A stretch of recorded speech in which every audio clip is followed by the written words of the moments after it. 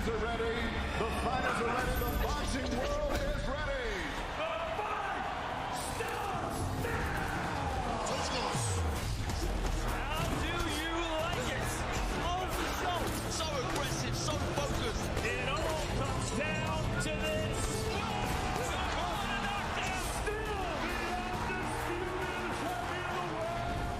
Fight night, only on DAZN. Folks, we are back in beautiful Orlando, Florida at the most pristine resort you can find, the Caribe Royale for Most Valuable Prospects number 10, the best and brightest stars in the sport of boxing putting their talents on display.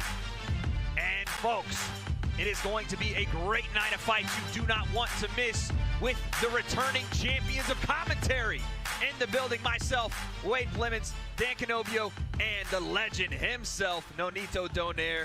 Boys, we have not only a special event here in our 10th edition of Most Valuable Prospects, but a special edition in the main event. An interim world title on the line tonight between Antonio Vargas and Winston Guerrero. The bantamweight interim world title on the line with the WBA. Dan, talk to me about Antonio Vargas. Antonio Vargas is on the precipice of something big. He wants to get what you had, a world title, and if he wins tonight, he gets an interim shot. But that puts him in line for a big-time matchup in Japan against Saya Tsutsumi, who upset Takumi Inoue, brother of Naiwa Inoue.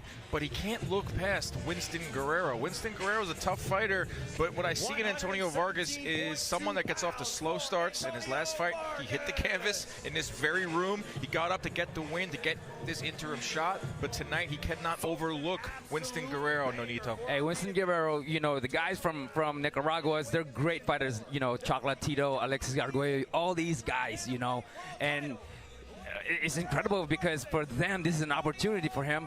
He wants to keep that zero. He's going to fight hard, and I believe he's going to fight hard. Someone is going to change their career tonight, not just in our main event, but in our entire card. But before we get there, let's send it to two other members of our team. Sibley Scholes is standing by with Coach Larry Wade. Ooh, that's right. Thank you so much, guys. We are here. Coach, can you believe Prospects number 10 is about to go down right here at the Caribe Royale in Orlando? And it's about to be an amazing fight. You guys are really in for a treat. You got two guys that have everything on the line. They realize that this is their opportunity. For someone, that life is going to change after this. Absolutely. You got Guerrero, 22-0. That's a great record right there. A lot of knockouts, 23 knockouts between the two of those fighters. What do we think we're going to see happening in that ring tonight? I think you're going to see a crafty and experienced Vargas who came here for one reason. He's an Olympian for a reason. So you're going to see a lot of that experience, but you also see a guy that has something to prove. He has such a great amateur career. He needs to say something tonight. So you're telling the people at home it's about to go down. It's about to go down. You don't want to miss this. Absolutely. I'll be in the ring taking all these interviews with all the guys afterwards with all the winners tonight right here, Orlando, Caribe Royale. We'll see ya. They're absolutely right. It is about to go down. A stacked card for the 10th Most Valuable Prospect Series. Once again, we are headlining this card with the WBA Interim World Championship at bantamweight between Antonio Vargas and Winston Guerrero. Our co-main event features the Phenom, Javon Wanawalton, taking on Eric Hanley. And in our next fight on the main card, we have a WBA Continental U.S. Heavyweight title match between Denier Fierpero and Walter Burns. And to kick off our main card is a middleweight matchup between Tamara Tebow and Natasha Spence. And on our preliminary card, we have more belts. Almost like our pants can't fit, we got so many belts on the card. A WBA U.S. Continental Super Welterweight title is headlining that between Giovanni Estella and Joxen Blanco. A heavyweight matchup between Gergen, Big Goog, Hovanesian, and Patrick Magic Mailata. A super lightweight bout kicks off our night between Henry Cedeño and Luis Hernandez Ramos. And that tale of the tape between Cedeño and Ramos. Ramos 28 years old, Cedeño 26 years old. A little bit difference in weight and reach, but all settled in our first bout of the night. 8 rounds at super lightweight. Let's head into the ring. And Dasha Corrent is standing by. Making his way to the red corner from Chihuahua, Mexico, Luis El Matador Hernández Ramos.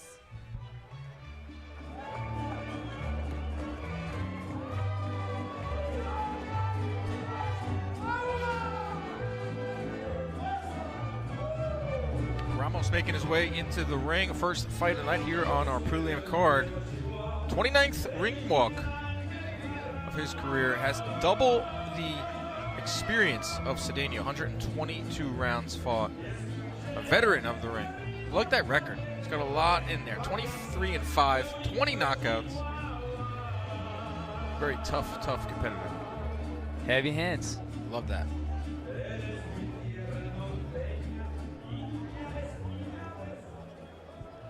And making his way to the blue corner from La Romana, República Dominicana, Henry La Bazooka Cedeno.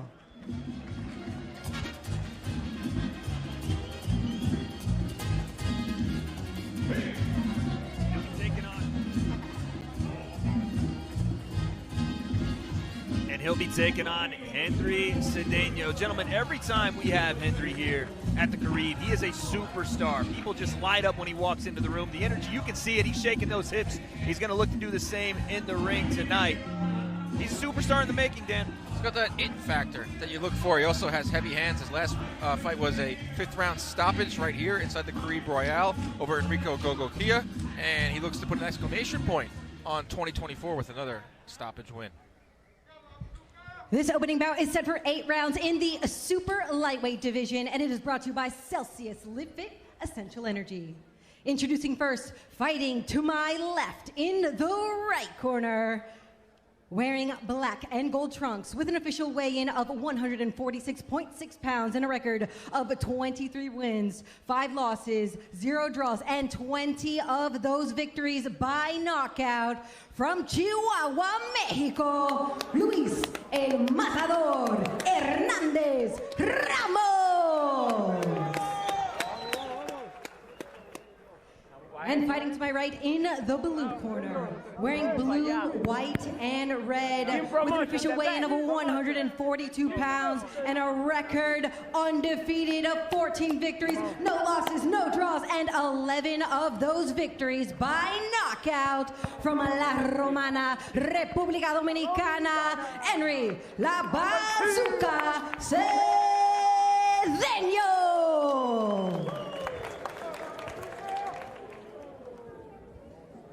Your judges for this bout are Alexander Levin, James Jed O'Connor, and Rodolfo Aguilar. Your referee is Massimo Montanini. Hey! Forget about it.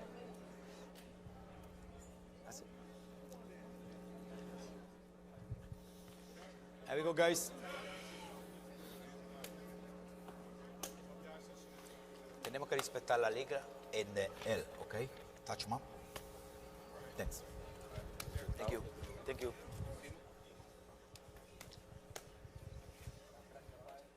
Here we go, folks. 8 rounds in the super lightweight division. Henry Cedeno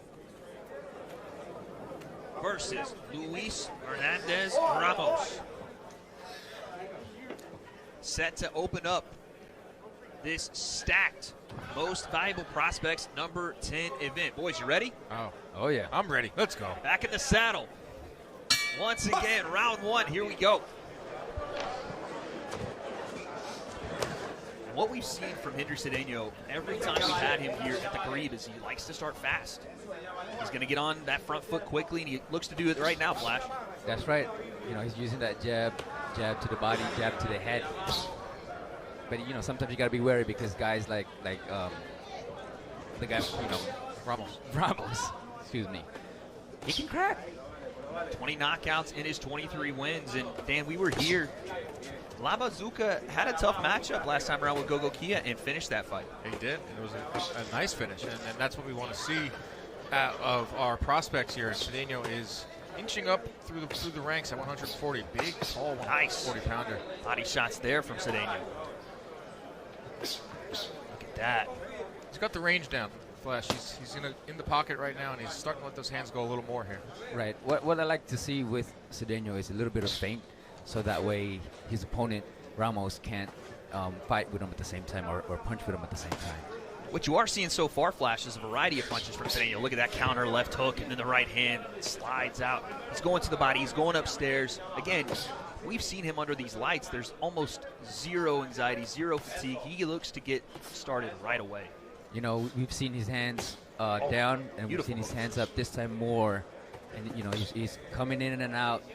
I mean, he's doing really well with not only his punch selections, but his distance has been amazing.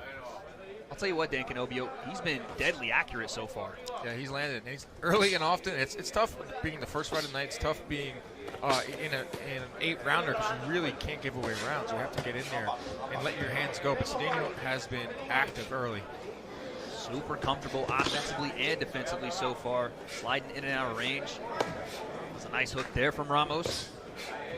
Matador trying to throw the right hand. It's not there as Amazuka just slides away. Look at that. I feel like he's a bull on this fight. Yeah, no, absolutely. He's coming forward, looking for it, but again, oh, nice right hand there. Right. Good double jab as well, coming back. See, he's protecting himself after having to throw those big shots with a terrific jabs, actually. It's almost an immaculate round. He got everything he needed to do in this first round. He got his distance, threw some great hooks. He landed some jabs. He got out of trouble. Look at that head movement once again from Cedeno. He's been active early and often, and then to top it off, big shots like that on the end of combinations, and then slides out. Great defensive work and a great first round here for Hendry Cedeno. There's not too many immaculate rounds in the history of boxing. Think of one. Roy Jones, Vinny Pazienza. Roy Jones did not get hit with a single shot in 3 minutes. You know what I like about... Huge right hand there from Cedeno. My goodness, what an end of the round. Go ahead and finish your thought, Nonito. I'm very impressed with Cedeno's, not only his offense going up and down, punch selections and distance, but he's actually learning more of the defensive tactic. You know, when he throws his punches, he's defensively protecting himself. He's in there with a guy that's a puncher. I mean, 20 knockouts in your 23 wins, and he is calm, cool as a cucumber right now, Dan Canobio. Yeah. I don't think I've ever seen that kind of first-round performance. Not respecting the power. Double jab and the double body shots. I mean, he's mixing it up top and bottom. And again, his defense, you know, you don't really see Cedeno. You see his hands down like that. But the way he's coming in, and I guess, you know, from my perspective, is the guy can hit too. So, you know, he has his hands up. But I'm very, very, very impressed with him being very disciplined in that way. And on the other side, you have Ramos who, you know, let's be honest, in that first round, a bit overwhelmed with some of the punches. Obviously, look to get some of those back. As we get into round two here, Nonito, what do you do differently if you are Ramos? Be a bull. Come out there. Woo! All right, good uppercut, straight right hand. Great combinations to start here once again from Hendry Cedeno. We talked about it. You know, he gets started early and he gets going off, and I don't see this slowing down anytime soon, Dan. I like what he's doing. He's moving around in there too. He's not a stationary target, which makes it even harder. Beautiful head movement. He's definitely keeping up with that distance. But because of that jabs, he's just poking him with the jab to the body, to the head. You know, he has it in control, and by doing so, he's able to keep his distance. Nice there. Hook there from Ramos. Ramos gets on the board. Big shot that lands clean. Now he looks to come forward and capitalize, but when he does, counter shots come out from Hendry Cedeno. You know, guys like Ramos, they got those beautiful, tough. They can take punches. We are fighting in a phone booth right now, gentlemen. Something big about to happen. Nice left hook, Cedeno. That's what I noticed right away from Cedeno was he's in the pocket. He's got nice left hook again. Away. They're banging right now. He has to be careful because Ramos is also a heavy-handed fighter. To the body again. The lead hand of Cedeno doing real damage in this second round. Overhand right lands as well. It looks like it is that Cedeno's getting the better of these combinations. Cedeno's corner is telling him to calm down and relax a little bit. And that's sometimes maybe the bait there for Ramos. Okay, stand in the pocket with me. Let's trade back and forth. It maybe is better chance of landing and scoring effectively, so you can't get drawn into that if you are Cedeno. Especially Cedeno. Cedeno is a beautiful boxer. He can box really well. He has great distance. Oh, big right hand. That was a good big right hand from Cedeno and a beautiful jab at that. Yeah, Ramos wants a firefight. He wants to stand in trade. He wants to be able to land his shot. Another big right hand, Cedeno. Hernandez Ramos is eating punches right now, ladies and gentlemen. Standing in the pocket still. What a chin on Ramos, but Cedeno landing clean, hard punches throughout the first and now the second round. Just got to watch out and keep his defense after he punches, because Ramos punches with him. And again, you can't be wary. He has to be wary that Ramos can punch as well. Stiff jabs here from Henry Cedeno. And again, just flashing all the skills, Dan. The hooks, the right hands, the jab, the defense, all on display tonight. It's been beautiful so far. Got closing in on 6 minutes of action. It's all been controlled by Cedeno outside of one nice shot from Ramos, but you got to land a lot more if you're Ramos to get back into this fight. Beautiful jab by Cedeno. And Flash, you're seeing the head movement too. You're seeing the setups. You're seeing the feints of the body, then upstairs. How much does that impress you for a guy that's still only in his 15th fight? Very, very impressive. Just, you can see a very, very skillful fighter. You know, not only that, but he thinks. You know, not only that he thinks in there, but he knows how to get rough. He knows how to use the distance. I mean, he's an overall fighter, and a lot of fighters is either a boxer or a brawler, but you can see in this fight, he's actually doing both. Who would you rather have? Would you rather try to make a boxer bite down on the mouthpiece sometimes, Nonito, or would you rather have a guy that's ready to be tough and rumble in there, but you can pull him back a bit?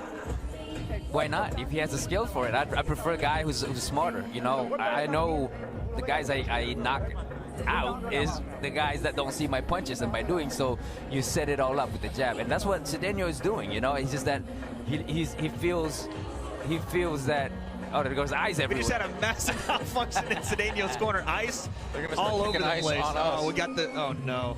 We got. It's it's a winter wonderland here in the blue corner, folks. As ice goes flying. It looks like we might have to take some time and clean it up. I don't think that they're gonna. Oh, okay, I guess they're going through. Stay away from the corner, the blue corner. Stay away. I mean, drop one of those in my Celsius Live Fit Essential Energy. It's a bit cold tonight, you know what I mean? You usually drink them in the glass bottle. Tonight you're going with the traditional. Oh. This is exactly what I was talking about. I prefer this kind of style, pulling in his opponent and being able to counter after that, because punches that you don't see is punches that will hurt you tremendously. What you are seeing, Flash, is again, right from the rip, we start this round, and both guys in the phone booth ready to lay down some leather. Nice left hook there. Cedeno slips inside the jab and the left hook, and then gets out of range there. Yeah, I think Cedeno made a conscious effort in this fight to kind of stand and trade more. Because in the past, we've seen him box. Yep. Seen him move around. So he obviously worked on something in training. You know, and worked something on campus to do what we're seeing right now. Well, gentlemen, you know, it's us three here at the table, but we do have a fourth member of our team, Coach Larry Wade, with a couple of notes here for the red corner and Ramos. Right now, Ramos is getting outgunned. If I'm Ramos at this point, I'm adding pressure, roughing it up for him. Hendry's having too much time to pick and decide when he wants to throw punches. Rough him up, push him against the rope. That's his best chance at this point. And right on cue there from Coach Wade, you see Luis Ramos starting to push the pressure here and the pace, and back Henry Cedeno into the ropes and into the red corner. Yeah, definitely agree with what Larry just said. You're Ramos. You're the veteran. Like, you're the rough and tumble type of fighter. This is where you want to be. Push him against the ropes. Fire off some shots. If you have the gas tank for that, it's an effective strategy, Nonito, and he's having some success here in the third round. Yeah. One thing that the bazooka is being worried about is because everything that he hits and punch and lands, the guy just eats it. And that has to be very discouraging. I was going to ask you, how do you keep yourself from getting discouraged in those moments, Nonito? Usually when you hit them, they fall, but how does a fighter keep themselves if you are in that position where you're just hitting them with everything you got and they're just not going away? How do you keep focused? Just keep doing it. You know, in my head, usually when I fight in there, it's like, you know what? Either you break my hand or I break your face. Wise words. Put that on a t-shirt. Put that on a t-shirt. Put it on a t-shirt. Well, that was low. Sure. That was low. Bit of a low blow there from Cedeno, but again, you've seen. Not giving him any time either. Yeah, right to it. That was like a legit low blow. And we talked about it, and Coach Wade did as well. You know, keeping that pressure is more important maybe than taking that couple of seconds to fix yourself up. Fighters don't take the 5 minutes anyway. Look at Ramos here in combination. This guy he's tough, man. He's eating all those shots. Right hand on the end of it. That landed. And he's relentless. Right now, you know, there's a lot of guys like that who's like a train. They got to get going. Once they get going, they don't stop. Just willingly taking punches there at the end of the round to try to swing some heavy bombs. Now, Dan, I'll come to you. With that third round performance, did you see anything that maybe could convince you that Ramos could get back into this fight as we continue on? We see little bits and pieces. It's still not enough. He still needs to put much more pressure on. Cedeno still seems pretty comfortable in there, but he got through with a few shots, and we know what his game plan should be, Ramos. And we're going to see if he can do that as we head into the second half of this fight. I would say the most success that we saw from Ramos there in that third round, even though he gets tagged with the right hand there, Nonito. Yes. But that's the thing about Ramos is he has to be that guy in order for him to have an opportunity to win this fight, because Cedeno is just more skillful than he'll ever be. And so in order for him to land those shots, he has to press. Yeah, I agree with you 100%. And as we head into this fourth round, he's going to need more than just that press, more than just the pressure. It's going to have to be accuracy and volume. I agree. I agree. I think he should cut the distance so that Cedeno cannot do what he does with his counter. Look at this right here. He starts the pressure once again from the rip. Great combination. Finishes it with the right hand. Ramos walking forward. Another right hand. Took him a little bit to warm up, Ramos. Right hand there from Cedeno as he exits out. Another one as well. He sees it. And another one he sits down on. Huge right hand. Three right hands. Yeah. 3 overhands. Cedeno's timing Ramos now. Great head movement there from Henry Cedeno. As he started this round, trying to back off some of that pressure with big time power in the right hand.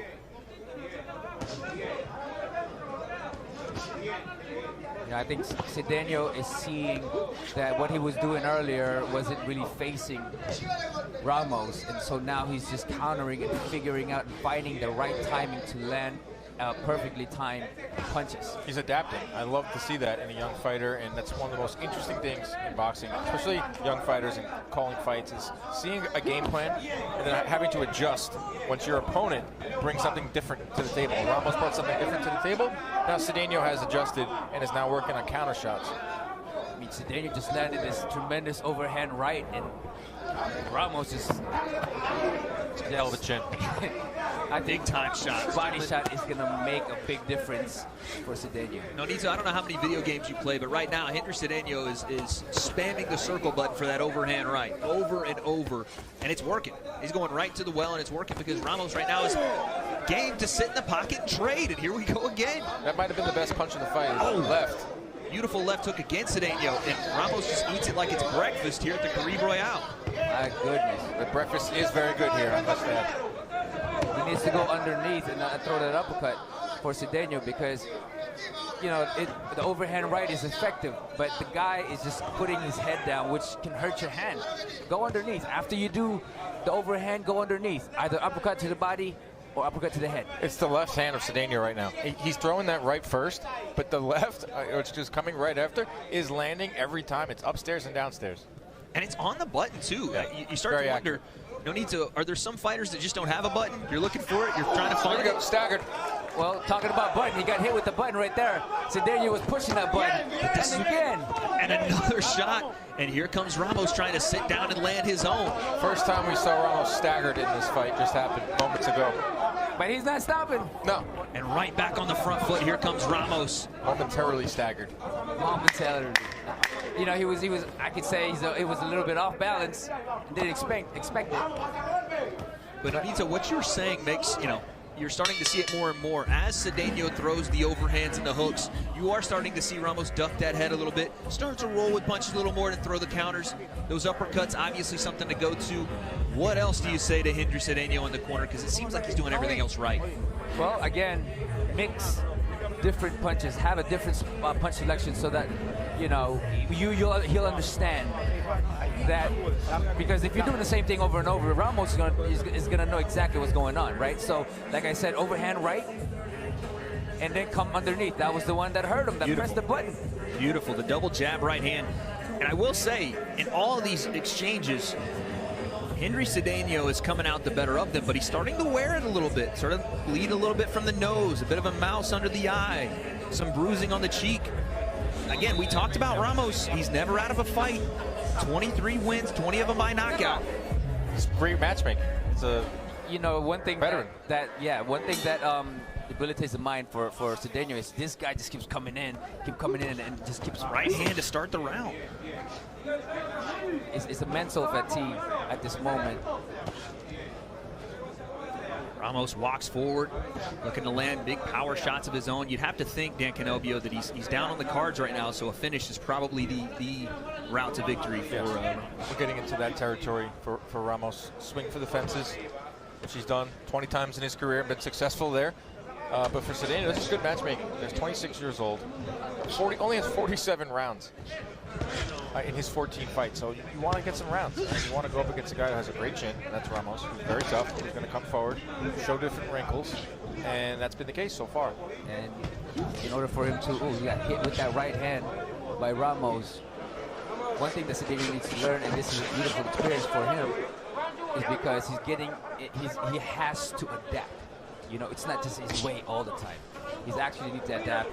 He's done that already in different style. Tried to load up on that right hand, and Ramos saw it coming.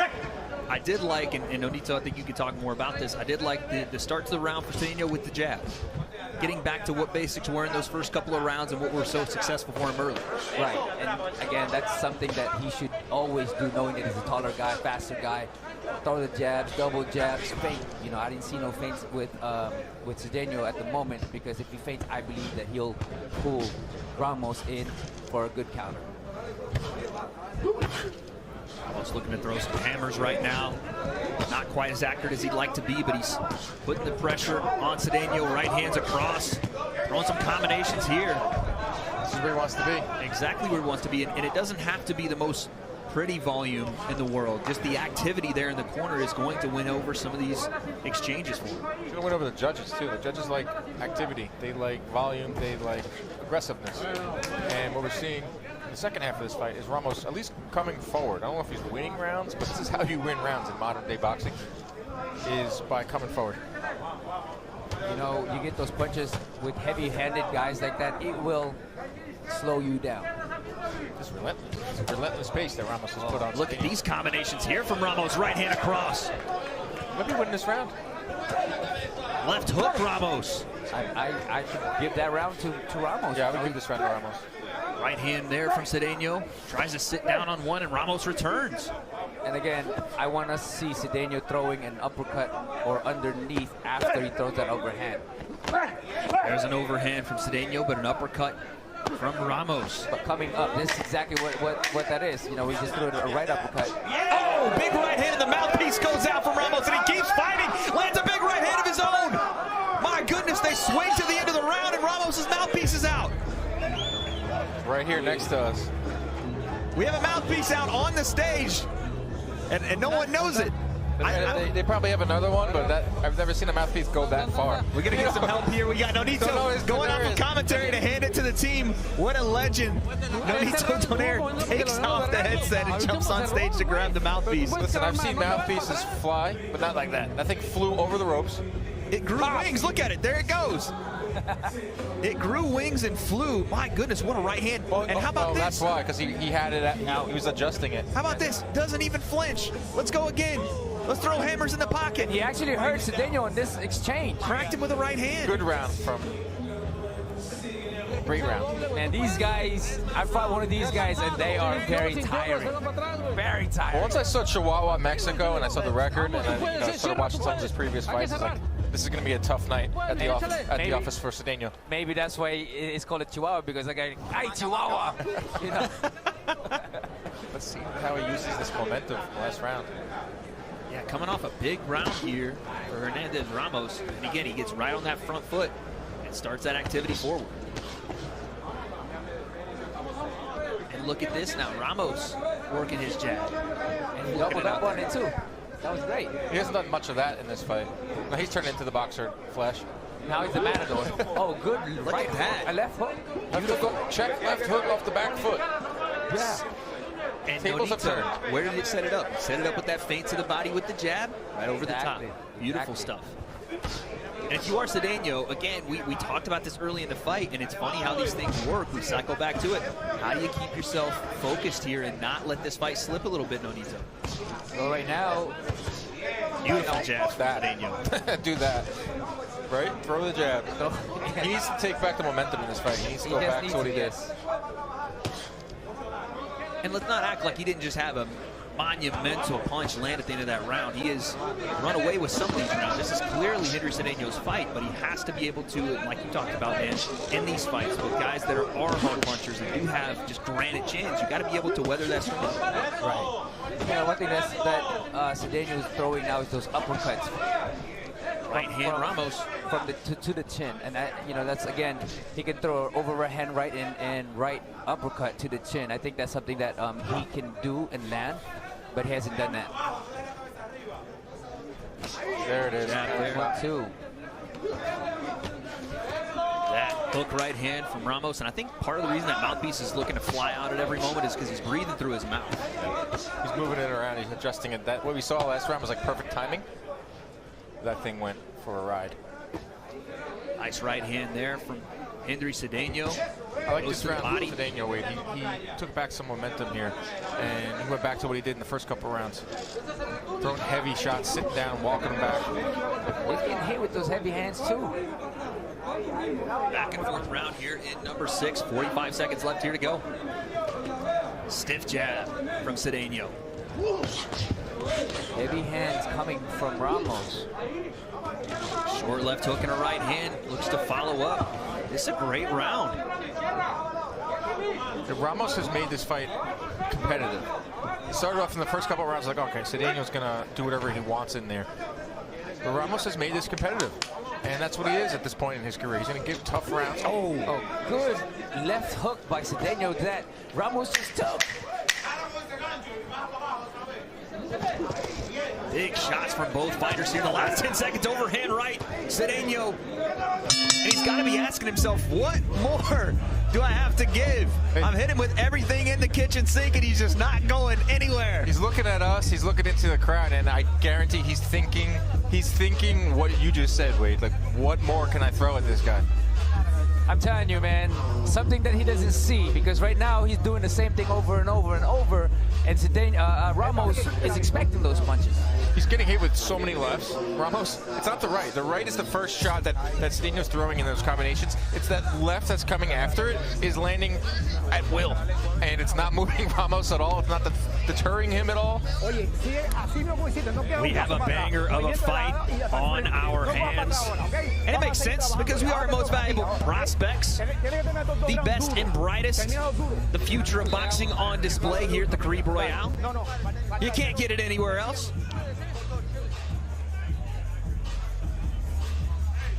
This guy's incredible, incredibly tough. Here we are in round number 7 of an absolute banger to start this card between Luis Hernandez Ramos and Henry Cedeno.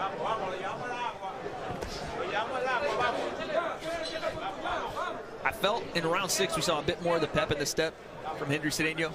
Like you said, Dan, some urgency to get that round back after potentially losing the 5th. And he starts the 7th with that same energy.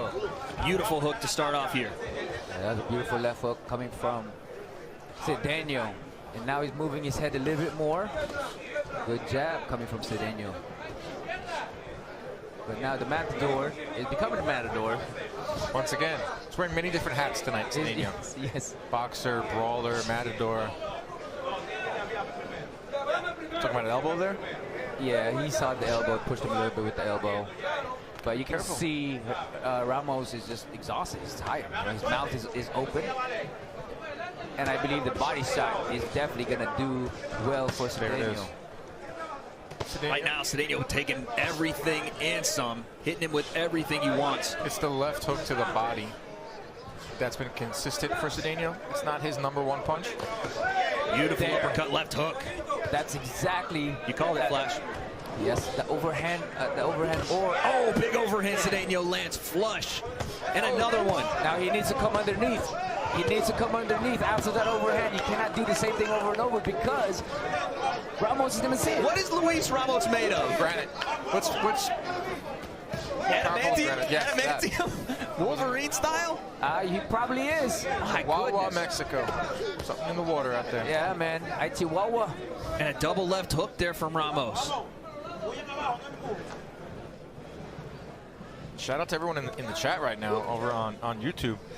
They're looking for Juana Walton. He's coming up later on tonight, but you're watching a great one here. You trying to get YouTube chat points, Dan? No, I love watching the chat, keeping tabs on what everyone's talking about over there on Most Valuable Promotions YouTube channel. They better be talking about this 7th round because it's been back and forth once again, and Cedeno finding a home for some big-time power punches. But here comes Ramos as well. Triple jab Cedeno. Backs Ramos into the ropes. I think with Ramos, that's really impressive. Yeah, obviously, his toughness is he hasn't shown anything like on his face. He hasn't shown anything that he has taken punishment for the last 7 rounds. Right. If that was me, I'll be like blue and purple and everything. Huge right hand again, Cedeno. And another counter right hand. He's saying, come on, bring it. Ramos brings it right back with a left hook. That's his good Unbelievable. Stuff. Exactly where he wants to be, in the fire. And my goodness, both these fighters are letting punches just burn. Back and forth. What a 7th round here in our opening bout. And look who's in the building. The man himself, the problem child, Jake Paul. On hand to watch these fights tonight. The co-founder of MVP, sitting to our left, Dan. Talk to me about Mr. Jake Paul. The future opponent of Canelo Alvarez. Oh, you put it out there? Yeah, I put it out there. I honestly believe that fight happens, but coming off that Tyson event, we were out there. It was wild, and it's nice to see the boss man here at Most Valuable Prospects. He's enjoying this first fight, as we all are, and it's because of shots like that from Henry Cedeno. That lands. That was a good bounce back round for Cedeno. Two in a row now. You know, that 6th round, we saw Ramos have some moments, but I think Cedeno over the last 6 minutes, Flash, has taken that back completely. Oh yeah, definitely. What you have to anticipate, gentlemen, is that Luis Ramos is about to bring hellfire to round number 8. Oh yeah, he has to. There's no other way for him to win this fight unless he gets those big shots. You know, Cedeno has done well throughout the whole card, the whole fight, the whole round, and he just needs to be protecting himself, be defensive, throw the jabs, throw the feints. That's something that I didn't see from Cedeno, is the feint. Do you like his approach to this 8th round so far? It's just being more defensive, trying to use his footwork, be slick, and then pepper the jab out there? I like that, you know, because it sets everything up. You know, Ramos is desperate for a big shot. So, you know what? The best thing, and that was a beautiful jab to the body. You know, the best thing that he needs to do is watch him, have him reach in, and counter. Nice right hand there. Henry Cedeno. Again, one of the brighter stars we've had here on Prospects. Looking to bag another W here. Curious to see what he thinks of his performance. It was a very good performance. There were some moments in those middle rounds where he took a lot more shots than he probably wanted to. And the thing you are seeing here in this 8th round is it's one at a time right now for Henry Cedeno, who holds the ropes, gets a warning from the referee there, kind of smiling about it. Yeah, one at a time because he knows that he's up on the cards. It's the final 90 seconds of the fight. You know, don't take too many risks, Flash. Just coast. Yes. And I think it's just invaluable, like you talked about, Dan, to have a fighter like Luis Ramos in front of you. We've seen him against other tough guys. It's only going to build for his future. Henry Cedeno wants to go on to be a world champion. God willing, he has a nice long career. He's going to look back and remember the night that he got into the ring with Luis Hernandez Ramos, who continues to fire off right hands, walking forward, left hand to the body there. Very smart from Henry Cedeno to clinch and get out. Looking to showcase a bit of that footwork here in round 8, and like you said, Dan, maybe not take too many risks with 40 seconds left. Beautiful jab coming from Cedeno. But yeah, this is what we saw from him in some past performances. You know, he's always going to be the taller opponent in there. Yeah. 140 pounds being that tall and that rangy. Good body shot and good finish with the jab coming up, switching from unorthodox to southpaw. But he has to be watching out, man. Gotta be careful. Gotta be careful. And I'm sure he is, but I've seen many fighters try to be a little fluid in there and get caught. Ooh, my goodness. Like that. Just like that. But again, in these last few seconds, Henry Cedeño, a tough test, and one, like you said, Dan, that I think he will absolutely remember. But I'll go to you. How do you think this fight goes down? Oh, I think maybe 5 or 6 rounds for Cedeño in this fight. He started off in the pocket and ended boxing, but ultimately, great performance from Henry Cedeño. Yeah, you got to give it up to Ramos, man. That dude is tough.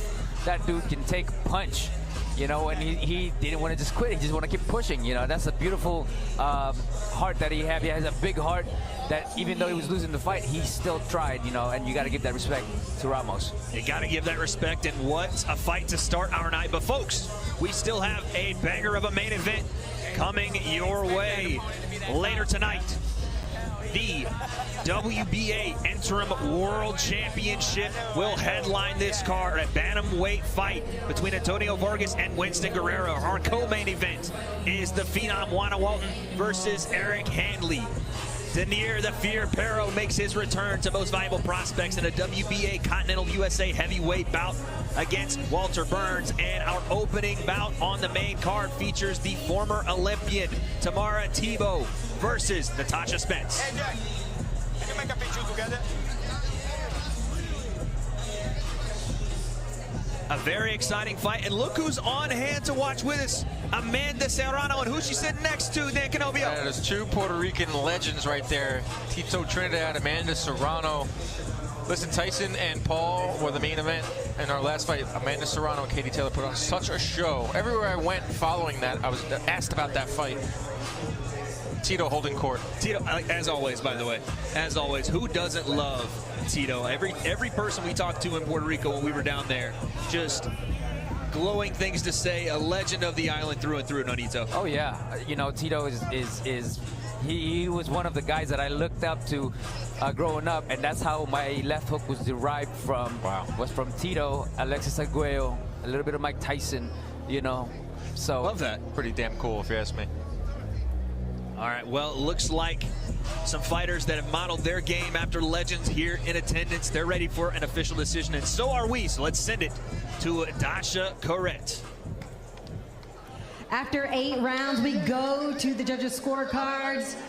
Alexander Levin scores this bout 79-73. James O'Connor scores this bout 78-74. And Rodolfo Aguilar scores this bout 79-73. Your winner by unanimous decision, Henry La Bazooka Cedeño.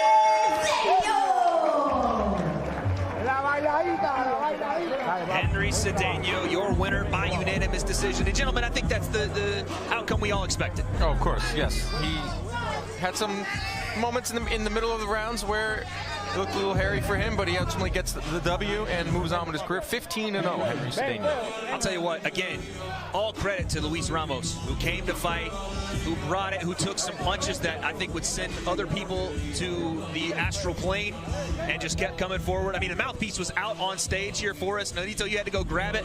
What did you see from Henry here and the test he had in front of him? You know, one thing that Henry needs to do is learn how to set his punches more rather than be expected to hit his punches, his opponent. You know, I believe that he was just doing the same thing over and over. I mean, he did have a great punch selection.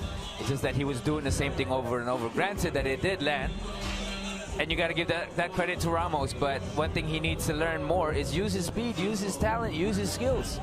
What would you guys like to see next for Henry Cedeño? Dan, we talked about him obviously wanting to move up those ranks into world title contention. Where is he at right now?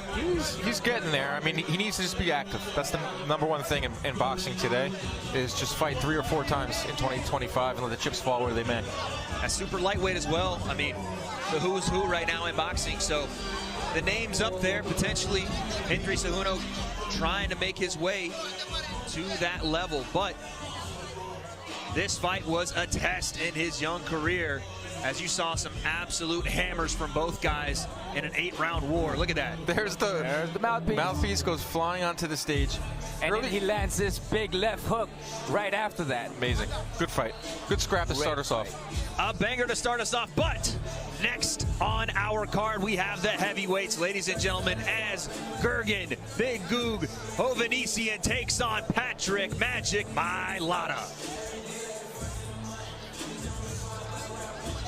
Our tale of the tape, the Big Goog, aged 26. Look at that height, 6'7", 275, an 81-inch reach. And between the two, gentlemen, I think somewhere around the ballpark of 584 pounds. We have big meat in this bout. Our tale of the tape, as you see, brought to you by Celsius Live Fit Essential Energy. Mailata giving up some height, obviously giving up some reach, but when the heavyweights go in, it's anyone's game. Let's send it to Dasha Perret and get this one underway.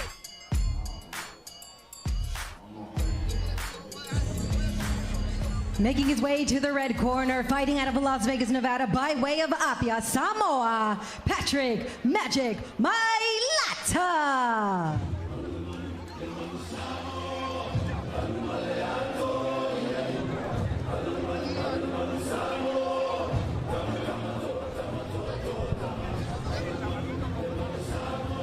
Patrick Magic Mailata from Apia, Samoa. I'll tell you what, there's a lot of hype around the Big Goog. Gergen Hovhannissian, a lot of people taking a look at him as a potential star in the heavyweight division coming up, but Mailata is a freak athlete. At 309 pounds, I saw him moving around yesterday, hitting the mids, and it just looked like a freight train. The speed I was not anticipating, and I'll tell you what, he is looking to play upset alert tonight. Can he get it done? Guess we'll find out. And his opponent making his way to the blue corner, fighting out of Los Angeles, California, by way of Armenia, Gergen Big Goog Hovhannissian.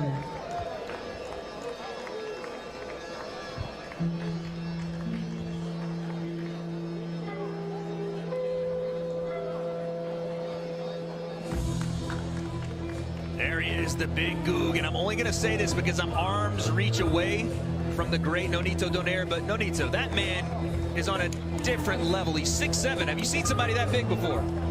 I mean, Tyson Fury and you know. That's the comparison you're hearing a lot with this guy, absolutely. I mean, he's bald too, so. Listen, I'll let you say that. Guy. He's a monster. Both these guys are, and again, a lot of hype, a lot of attention being paid to the Big Goog here. Can he, under the lights at the Caribe Royale, at Most Valuable Prospects, get the job done?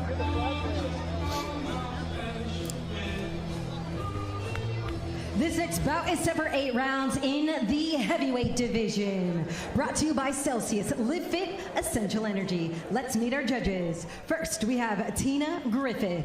Next, we have Alexander Levin and James Jed O'Connor. Our referee for this bout is Christopher Young. Let's meet our fighters. Fighting to my left in the red corner, wearing black, gold, and maroon, with an official weigh-in of 309.4 pounds and an official record of 6 wins, 2 losses, no draws, and 3 of those victories by knockout. From Las Vegas, Nevada, by way of Apia, Samoa, Patrick Magic Mailata.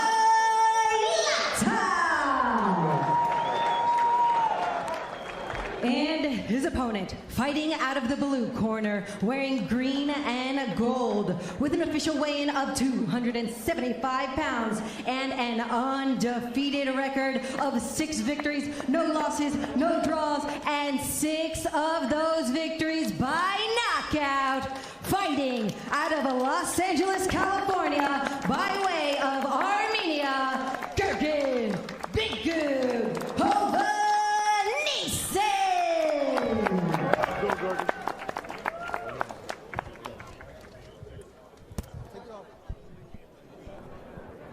Take top off.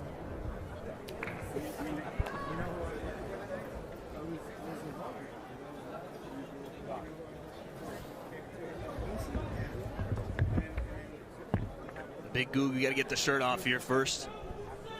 Easier said than done. Get that thing off. All right, Jimmy, listen, everything up here gonna be good. Everything up here gonna be good. Okay, Jimmy, you're shooting strictly just room. Okay, tough, clean fight. Let's go. Give him commands the ball all the time, protect yourselves all the time. Touch him up.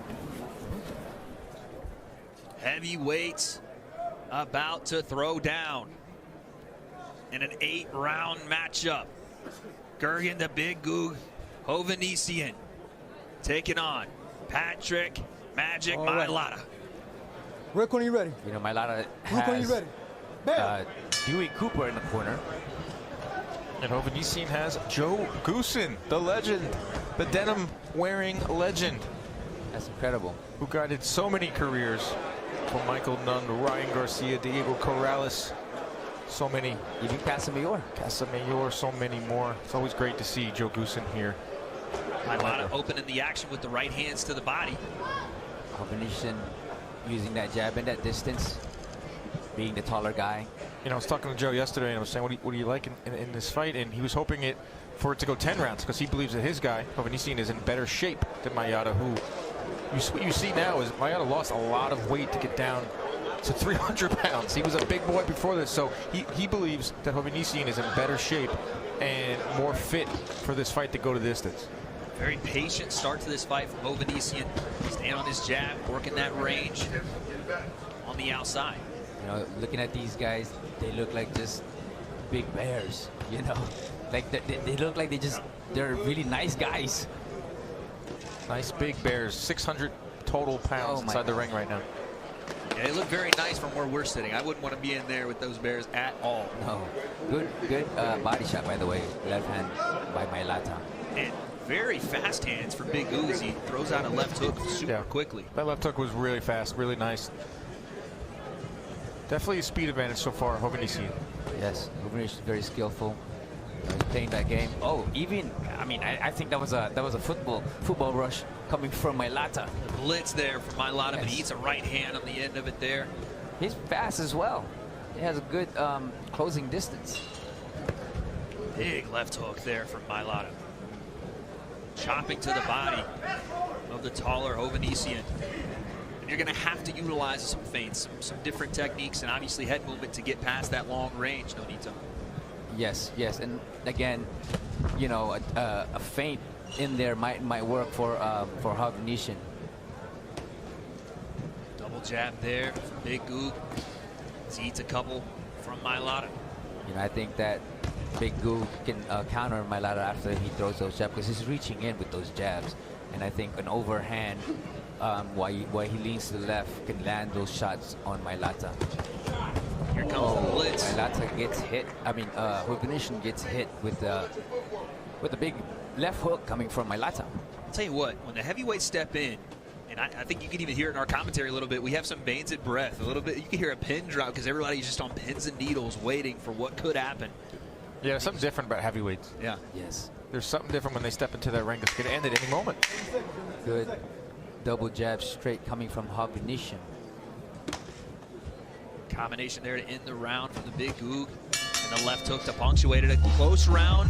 I would say a very timid round from both fighters. No one really wanting to show too much too early. Yeah, I thought Hovhannissian won that round. I thought he controlled it with a little more activity. I liked his jab there. He showed some variation in his offense. Close round, but I give it to Hovhannissian. Look at him he's sitting on a stool there, and he's above the turnbuckle. That's wild. I'll be like a little kid with my feet hanging down, like I'm in a swing. Yes. Like Joe is a pretty tall guy, Joe Goosen, and he's almost eye to eye with him, and he's sitting. He's sitting down. It's wild.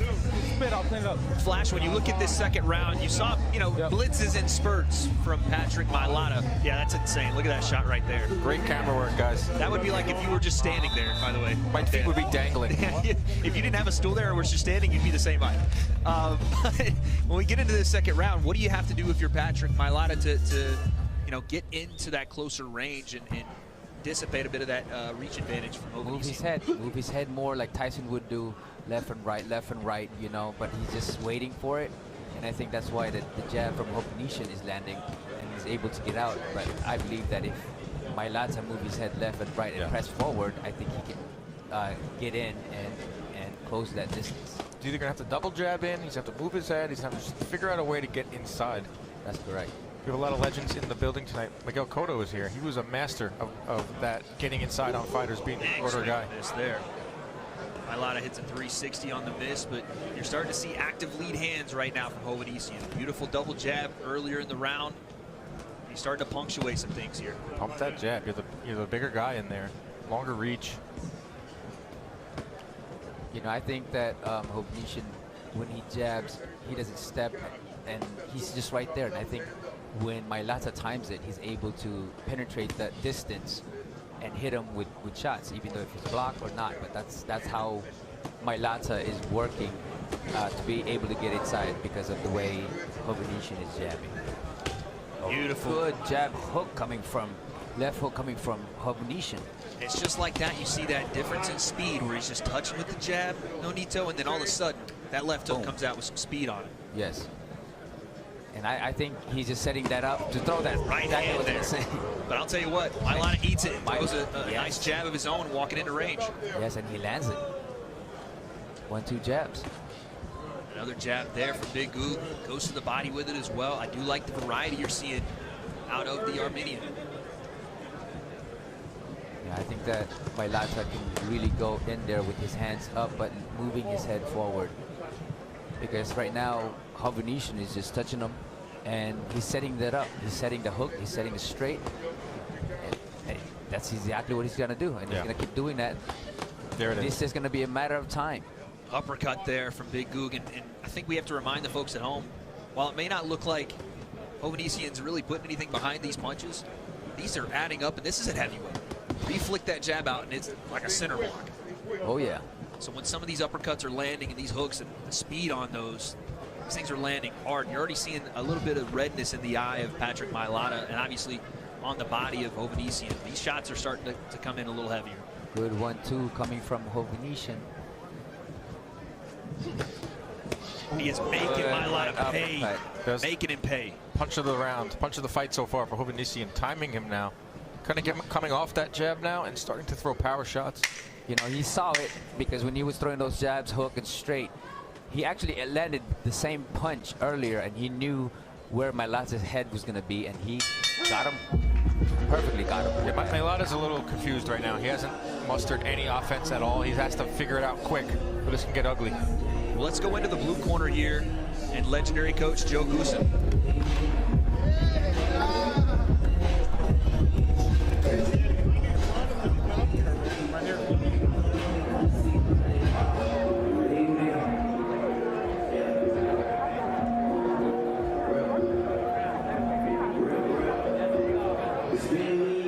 We can hear him, folks, but looks like we're having some mic issues with Coach Goosen there. But I was going to say, Nonito, not to bring in another sport, but the great Michael Jordan always used to say, you reach, I teach. And I feel like at the end of the round there, Hovhannissian was teaching a little bit while you saw Mailata reaching for the right hand for the body shots, and it just when he got on the end of range punches, the counters were coming out. Right, and that's the thing that you will see with Big Goog is he's a very intelligent fighter.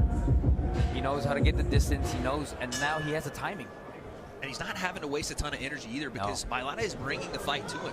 He's just willing to fight it off the back foot and land those counter punches. Yep.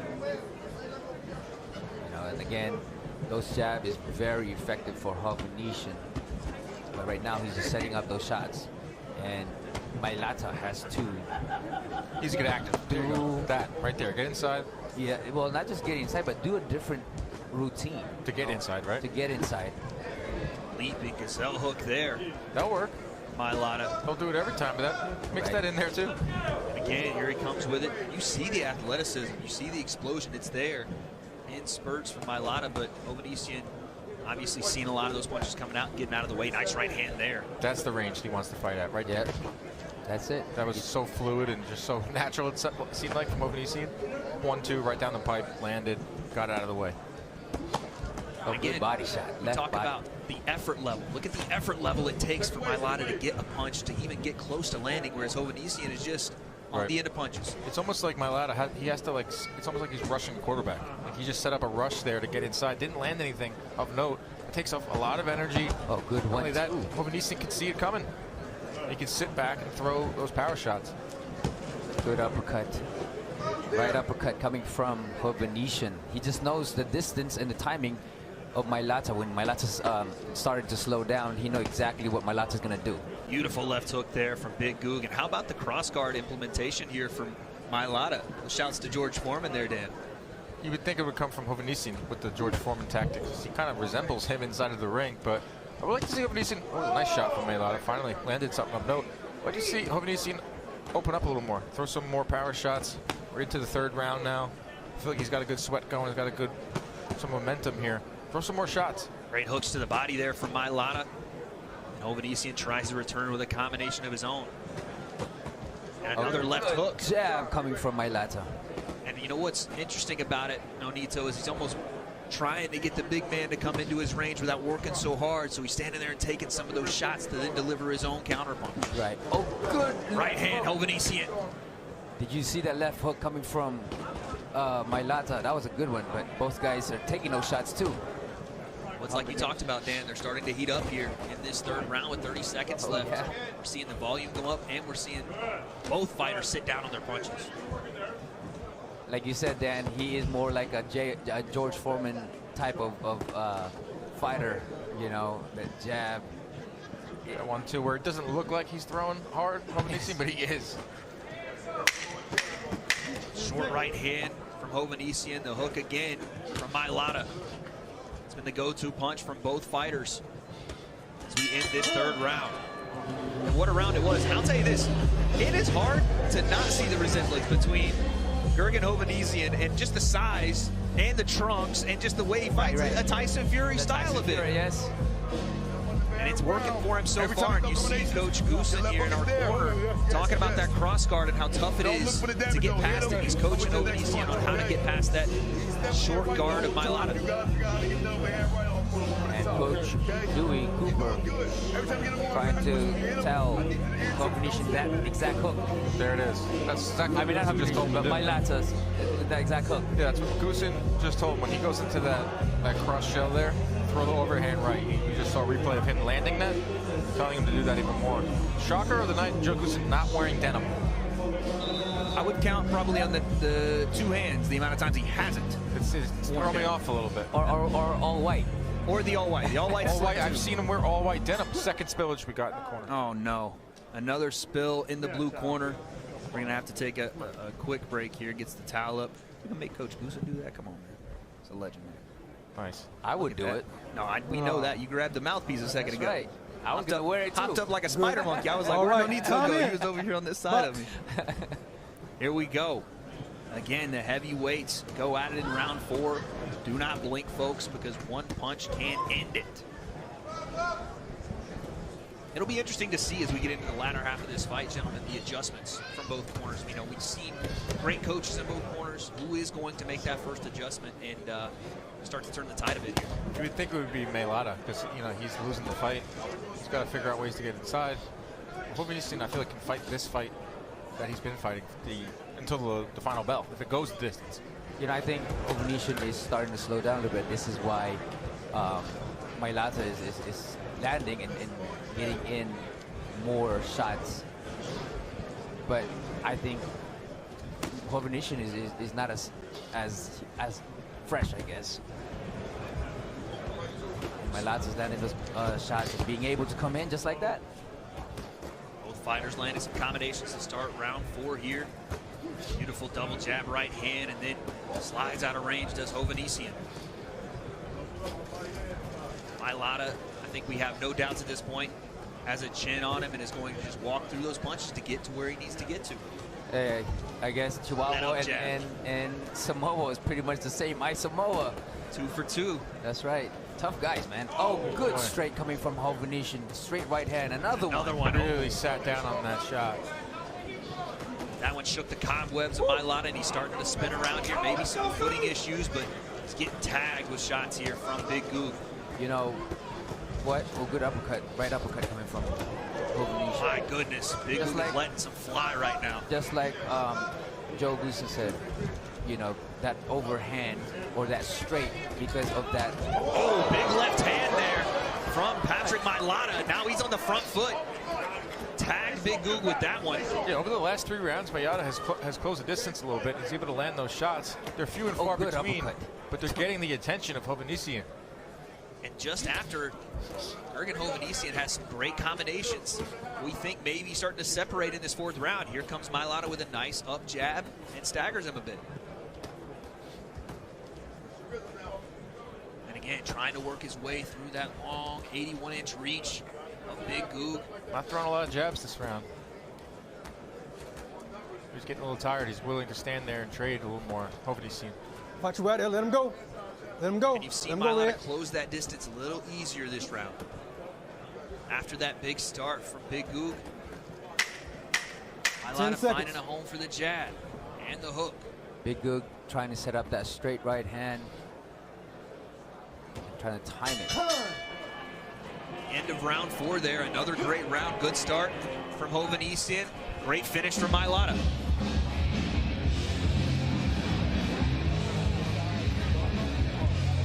Are you seeing a bit of a tide switch here, Dan? A little bit? A little. Mayada has had some success over the last 2 rounds for sure. He's able to get inside. I think a little bit of that is fatigue on Hovhannissian's side, but the thing I like with Hovhannissian so far, Flash, maybe you can agree with me here, is every time that he's been hit with something, Hovhannissian, he fires back with a combination of his own. Right. And that's a great way to keep yourself in the fight and to kind of stop any momentum from switching to the other side. A big red mark on Hovhannissian's from the left hook. And some big deep breaths out of the big man as well. Look at that. That's a big bruise. I think this 5th round will absolutely start to separate somebody. You're seeing 2 different strategies where Hovhannissian trying not to utilize too much energy. Obviously, a big, tall guy at heavyweight, but what you're seeing from Patrick Mailata is just to bring the fight round after round. Front foot action here in this heavyweight matchup. And I was told that Hovhannissian was the better conditioned fighter in this fight, willing to go 10, 12 rounds. So we'll see. That's what his corner told me. 2-1 there from Mailata. Get into the second half of this fight. Come down to stamina. A lot of times with heavyweights, it comes down to stamina in the second half of fights. That right hand, left hand again from Mailata. Some interesting combinations, like we talked about. Not really utilizing his jab too much, unless it's that up jab, and then goes straight to the hooks in the right hands. There's a big left hook whizzing by.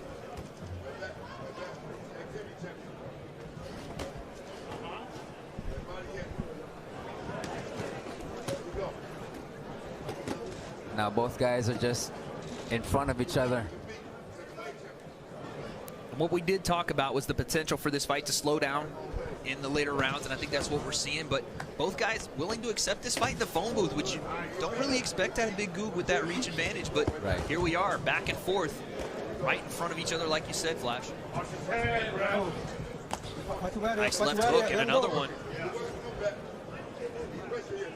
You hear Coach Goosen in the blue corner making sure the referee knows about some of the tactics potentially with the forehead to forehead there. It's going to happen when you're seeing a little bit of fatigue, because they're going to get to that phone booth and you're going to see those tactics. You're going to see what they can get away with. And you're seeing it already. Good jab for both guys. So Mailata trying to load that blitz up again. Finish strong, but good footwork from Big Goog. Oh, good left hook coming from Mailata. That was a tremendous left hook. And you're seeing these moments time and time again with Mailata. It just feels like there's not enough of the follow-up, Dan, right? You see the one big left hook, and then, you know, we get back to range and we wait for the next exchange, versus what you're seeing from Big Goog is the jab, double jab, right hand, the combinations land. Yes, Goog is throwing it in combinations. And that's what the point I was making before is where if Mailata has a moment, it's what we've seen so far is Hovhannissian has fired back right after that moment. And that's a great way to get the attention of the judges.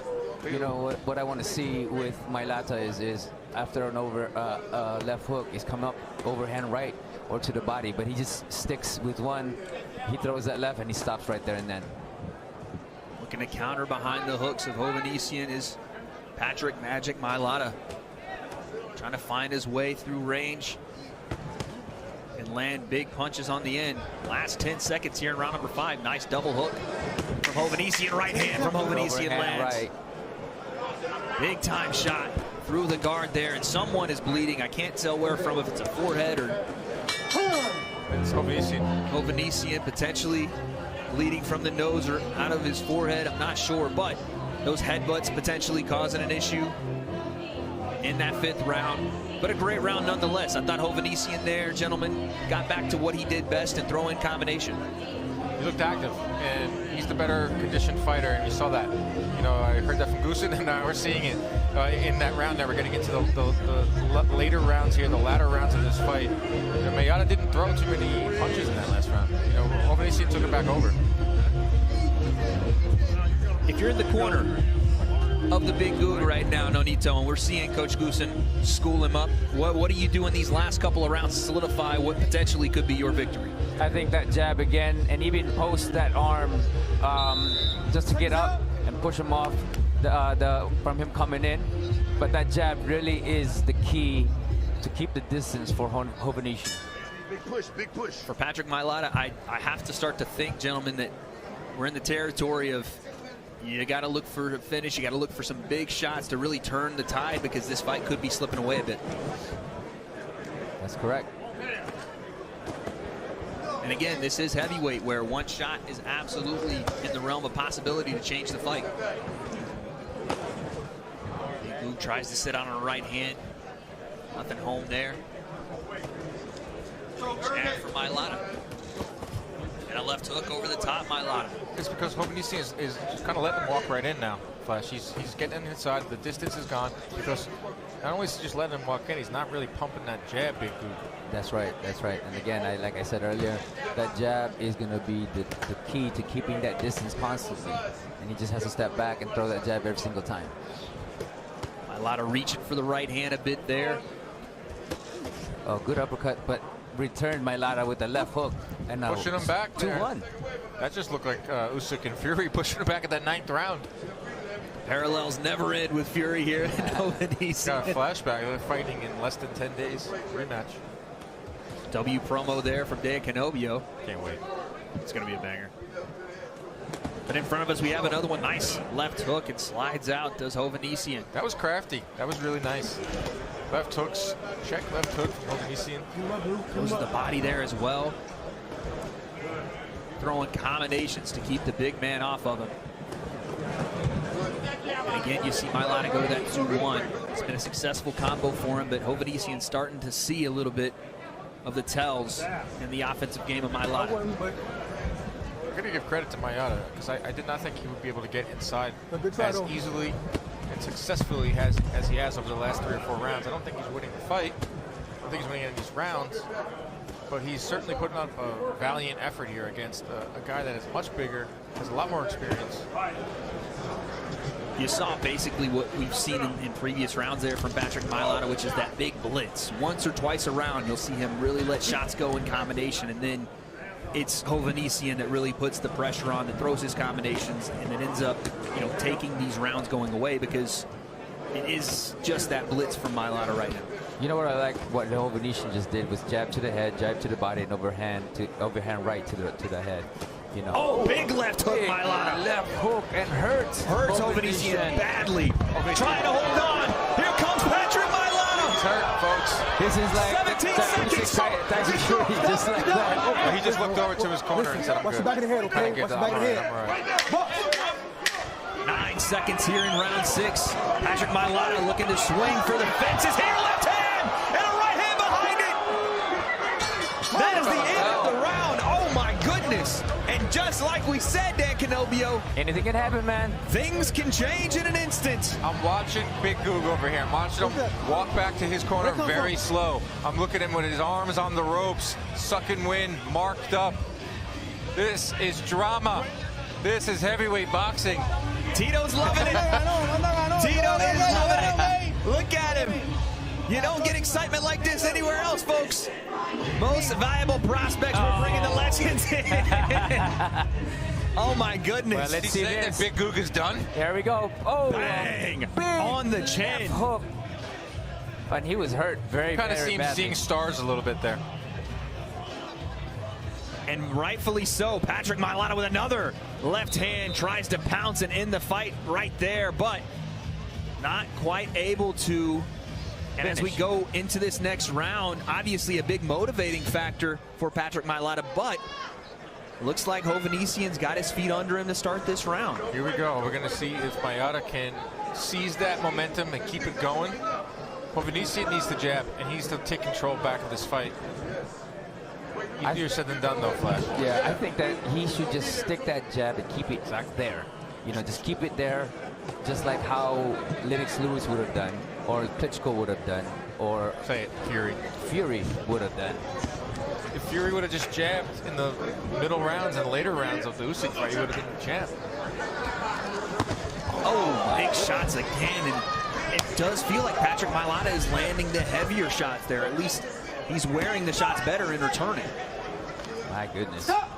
He's doing exactly what you need to do when you're fighting a taller opponent. He's putting his head down and he's throwing over the top right hands. And he's finding a home for them. Beautiful right hand there from Hovhannissian. And Flash, when you're talking about leaving that hand out there, you're essentially referencing a frame, right? You want to see Hovhannissian jab and have that frame to keep his range and also protect his chin a little bit. That's right. From those counter punches. A little bit of Larry Holmes, Ray Mercer style. Yes. And, you know, that's something that Hovhannissian needs to do. Learn how to do that.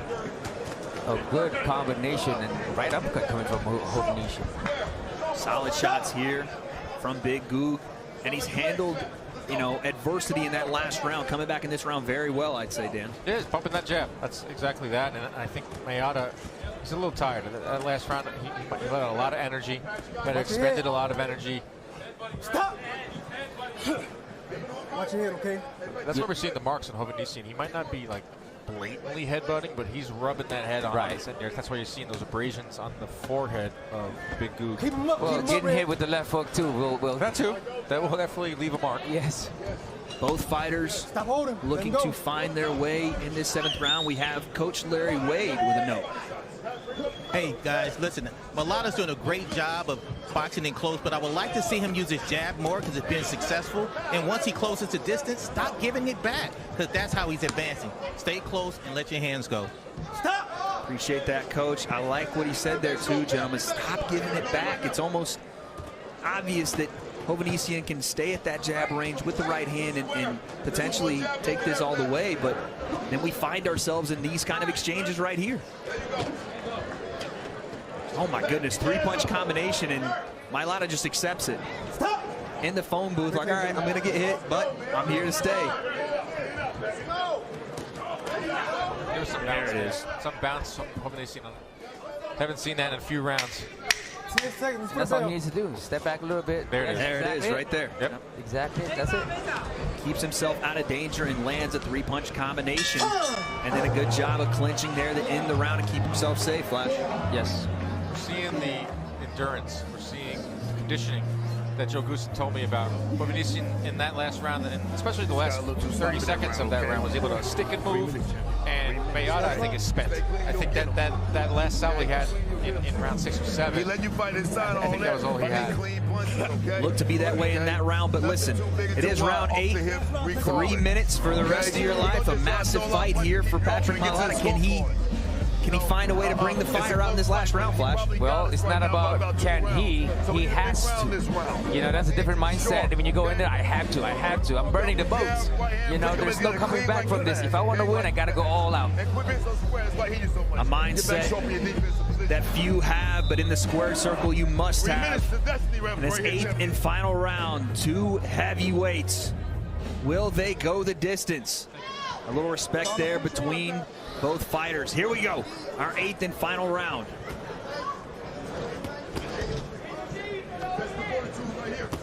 Again, Hovhannissian looking to start the round on the jab. There's the blitz from Mailata. That's what he's got to do. He's got to land find that magic again, land that right. Especially when he's up against the ropes. You don't want to be there. Be in the middle of the ring, right there. Right back to the middle where he wants to be. Yep. Firing the jab. Stepping back. Hovhannissian peppering the jab, and then a few right hands between there. What you potentially could see here from Mailata is using that blitz just to close distance and not even, you know, really land those attacks. But once you get to that point, Flash, then let it go. Right, but I don't think he has any more coming from, oh, never mind. Right when you think he may be done, he throws the left hook, and Hovnisian gets on that bike really quick. Right hand from Mailata, nice uppercut. Right uppercut coming from Hovnisian. Beautiful, in close there, sneaky uppercut from the big Goog. You know, he's looking a little bit more fresher than earlier. And he's throwing that jab and he's firing power shots off of it. Here's the recipe, as his head gets snapped back by Mailata. Oh, look at this. Hovnisian starting to land in combinations. He's boxing really well. Yeah, he just caught a nice Beautiful combination from Big Goog. Left hook on the end of it. And you're seeing some big, deep breaths out of Patrick Mailata right now. We talked about endurance. We talked about conditioning. A lot of times heavyweight boxing comes down to that. Wow. Hovnisian over the last 2 rounds has been the better conditioned fighter, and we're seeing that. I think he's starting to see it as well, Dan. He's starting to anticipate a little bit of that forward kind of lackadaisical motion from Mailata, and he's taking advantage with another uppercut. At least that we're just seeing a different class, and we're seeing a little more experience from Hovnisian. Like those middle rounds, he was tired, and he was holding on. They were fighting in a second win, baby. Second win. He knew he'd get it. It's just a matter of when it comes. Right. He got it in the 7th round, and he's been boxing beautifully to close the show. Another short uppercut from Gergen Hovnisian, and a right hand as he turns. I think this is the best that I've seen in Hovnisian. Just stepping up, moving around, throwing that jab, throwing the combinations. And right now, Patrick Mailata is literally fighting with his head. He is just walking forward. His hands are completely down. Obviously, he's gassed, but he's not giving in. He's trying to find his openings, but he's getting tagged for it. Double jab there. And again, you see it, just head down swinging. Dead tired, but trying to find it. As Big Goog continues to land combinations in the last few seconds of this round and of this fight. Both heavyweights swing until the end here. And there it is. An 8-round heavyweight matchup goes the distance between Gergen Hovnisian and Patrick Mailata. Well, that's the experience that they wanted. They got it. And Dan Kenobi, I'll come to you. How do you see this fight? Hovnisian is going to come out with the victory, but man, did he earn it. Those middle rounds got a little tough for him in there. Shout out to Mailata, who found something in those 5th, 6th round, found something in that 6th especially. But what I liked from Hovnisian was what we saw over the final 6 minutes of the fight. Boxing, jabbing, getting that second win, showing that he has a lot more experience than Mailata.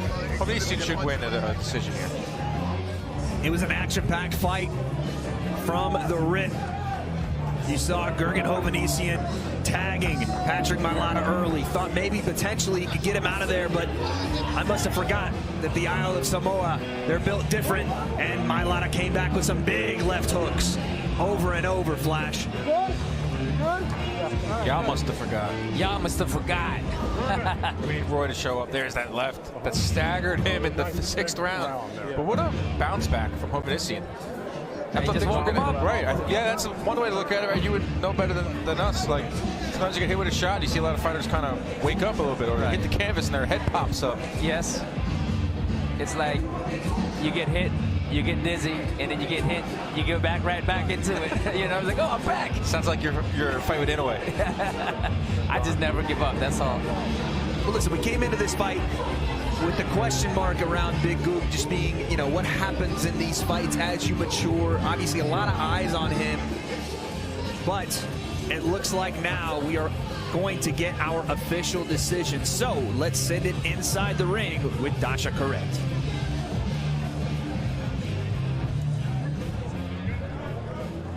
After 8 rounds, we go to the judges' scorecards.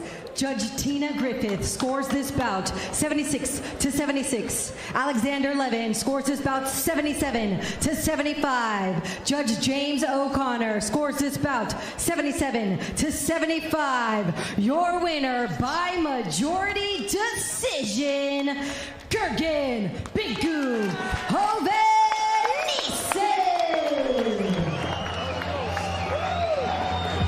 Winner by majority decision. Yeah, one judge had it even. I don't really agree with that. Didn't see an even fight. I saw Some good moments from Mayada and a very, very good performance from, valiant performance, I should say. But how many times do we talk about this on Most Valuable Prospects? You're getting fights where your A side and your B side are not too far apart here. And you're having the tests that you need if you're going to build into a high-level pro career, potentially world championship stuff. That's what you got out of Gerben Hovadizian and Patrick Mailata. That's what MVP is. It's even fights. We're going to see that for the rest of the evening. And I think that, honestly, you know, maybe I'm speaking out of turn, I don't know, but you're starting to see the sport of boxing turn in that way, and I think that's because of what we're doing here at Most Valuable Prospects. But coming up next is the main event of our preliminary card. It is the WBA Continental USA Super Welterweight title. 8 rounds between Giovanni Estella and Joxen Blanco. And our tale of the tape, Estella 6 years younger than Blanco, but a couple of inches taller. And again, this will be for your WBA Continental USA Super Welterweight title. 8 rounds at 154 pounds. Let's get it to Dasha Garrett with our fighter introductions. Making his way to the red corner from Orlando, Florida, by way of Caracas, Venezuela, Joxen El Tiburón Blanco.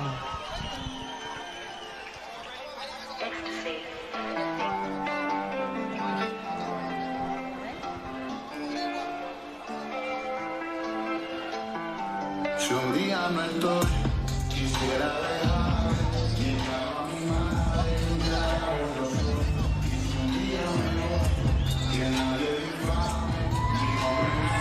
Joxen Blanco. They're billing this as the battle for Orlando, both fighters residing here. But Blanco from Venezuela, very proud of his heritage. 7 wins, no losses, and 4 wins by knockout. A massive moment in his career tonight, and looking to take the next step forward here at 154 pounds. Can he get it done? We will find out. And his opponent, making his way to the blue corner from Orlando, Florida, Giovanni El Rayo Estella.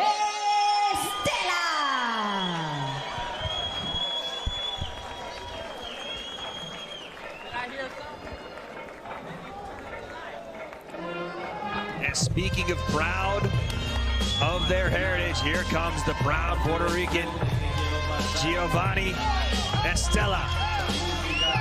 All of his family on hand, obviously a hometown favorite here in Orlando. The people came to see him. He looks sharp. He looks ready to go. And coming off a loss in his last one, 14 wins before that, looking to right the ship here in the main event of our preliminary card.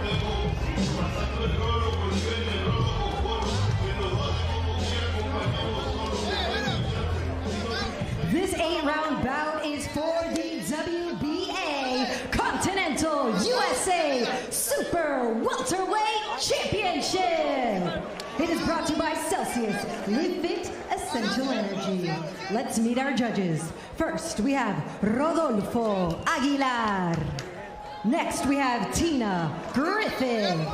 And last, Alexander Levin. Our referee for this bout is Michael De Jesus.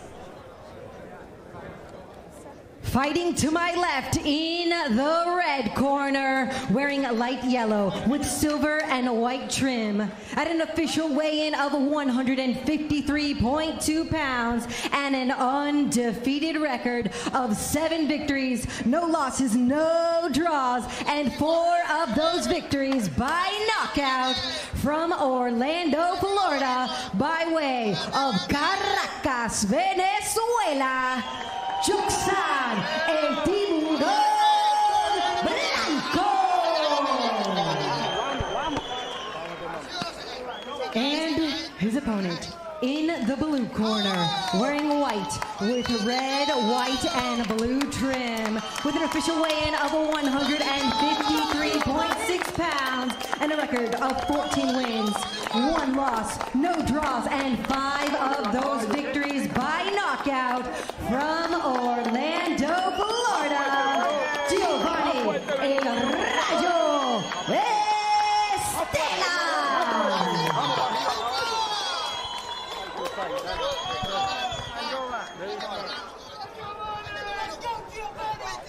If you go down and they started the count, if the bell comes at the same time, I command, non her. You know? Yeah. The bell is not saving you in any round. Once again, folks, the main event of our preliminary card. In the blue corner, Giovanni Estela taking on Joxan Blanco. 8 rounds for the WBA Continental USA Super Welterweight title. Let's go. Still got a nice fan contingent here. Oh yeah, Tito, by the way, right behind us, going absolutely nuts. Oh yeah, you love to see it. Puerto Rican brother. 2 very young guys. Again, Nonito, Estela coming off a loss, so you have to right the ship a little bit. Talk about how you do that mentally as a fighter, especially after starting 14-0. Right.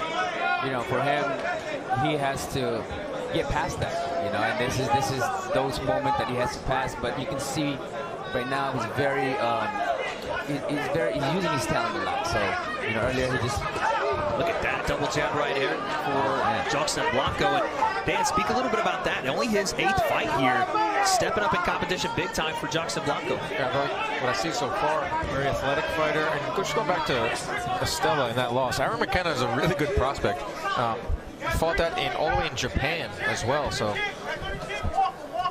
that was a tough night for Estela, but shout out to him for taking on such a tough test in McKenna, who, you talk to a lot of boxing people, there's a lot of potential with McKenna.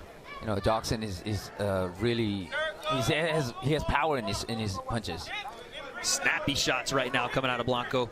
You know, Blanco, he's very talented. You know, he got speed, he got power. Estela, from his corner, you know, telling him to throw that jabs, to keep throwing that jab and the feints. And that's something that we haven't seen yet. He's a little bit wary. You know, perhaps it was what happened in the last fight that might still be in his head. And you know what could settle him down is a right hand like that. That was nice, and he got out of there too. But my goodness, Joxan Blanco has taken absolute caution to the wind and throwing it out the window. You can see the very nice there, Wade. You can see the speed element right there. The speed advantage goes to Blanco. He's throwing some heavy shots to start this first round. And Estela, I think, needs to throw those jabs, even if he's not landing it. And you know, he's throwing a lot of heavy shots, but you're not seeing a ton of energy expelled. It's very smooth with the way he's throwing. He's explosive, is Joxan Blanco, but you're not seeing him overemphasize some of those shots. You know, he's very poised. He uses his muscles alignment, you know, when he throws those shots, and that's why, like you said, Wade, it doesn't look like he's putting effort, but you can tell that those punches are very explosive. Showing a lot of looks right now on that front foot, doing exactly what you talk about, Nonito. A lot of feints with the feet, with the hands, with the head, everything from Joxan Blanco right now. And that's why it's very difficult for Estela to really throw that jab, because he feels uncomfortable and vulnerable if he throws that jab because of Joxan moving his head and giving different looks.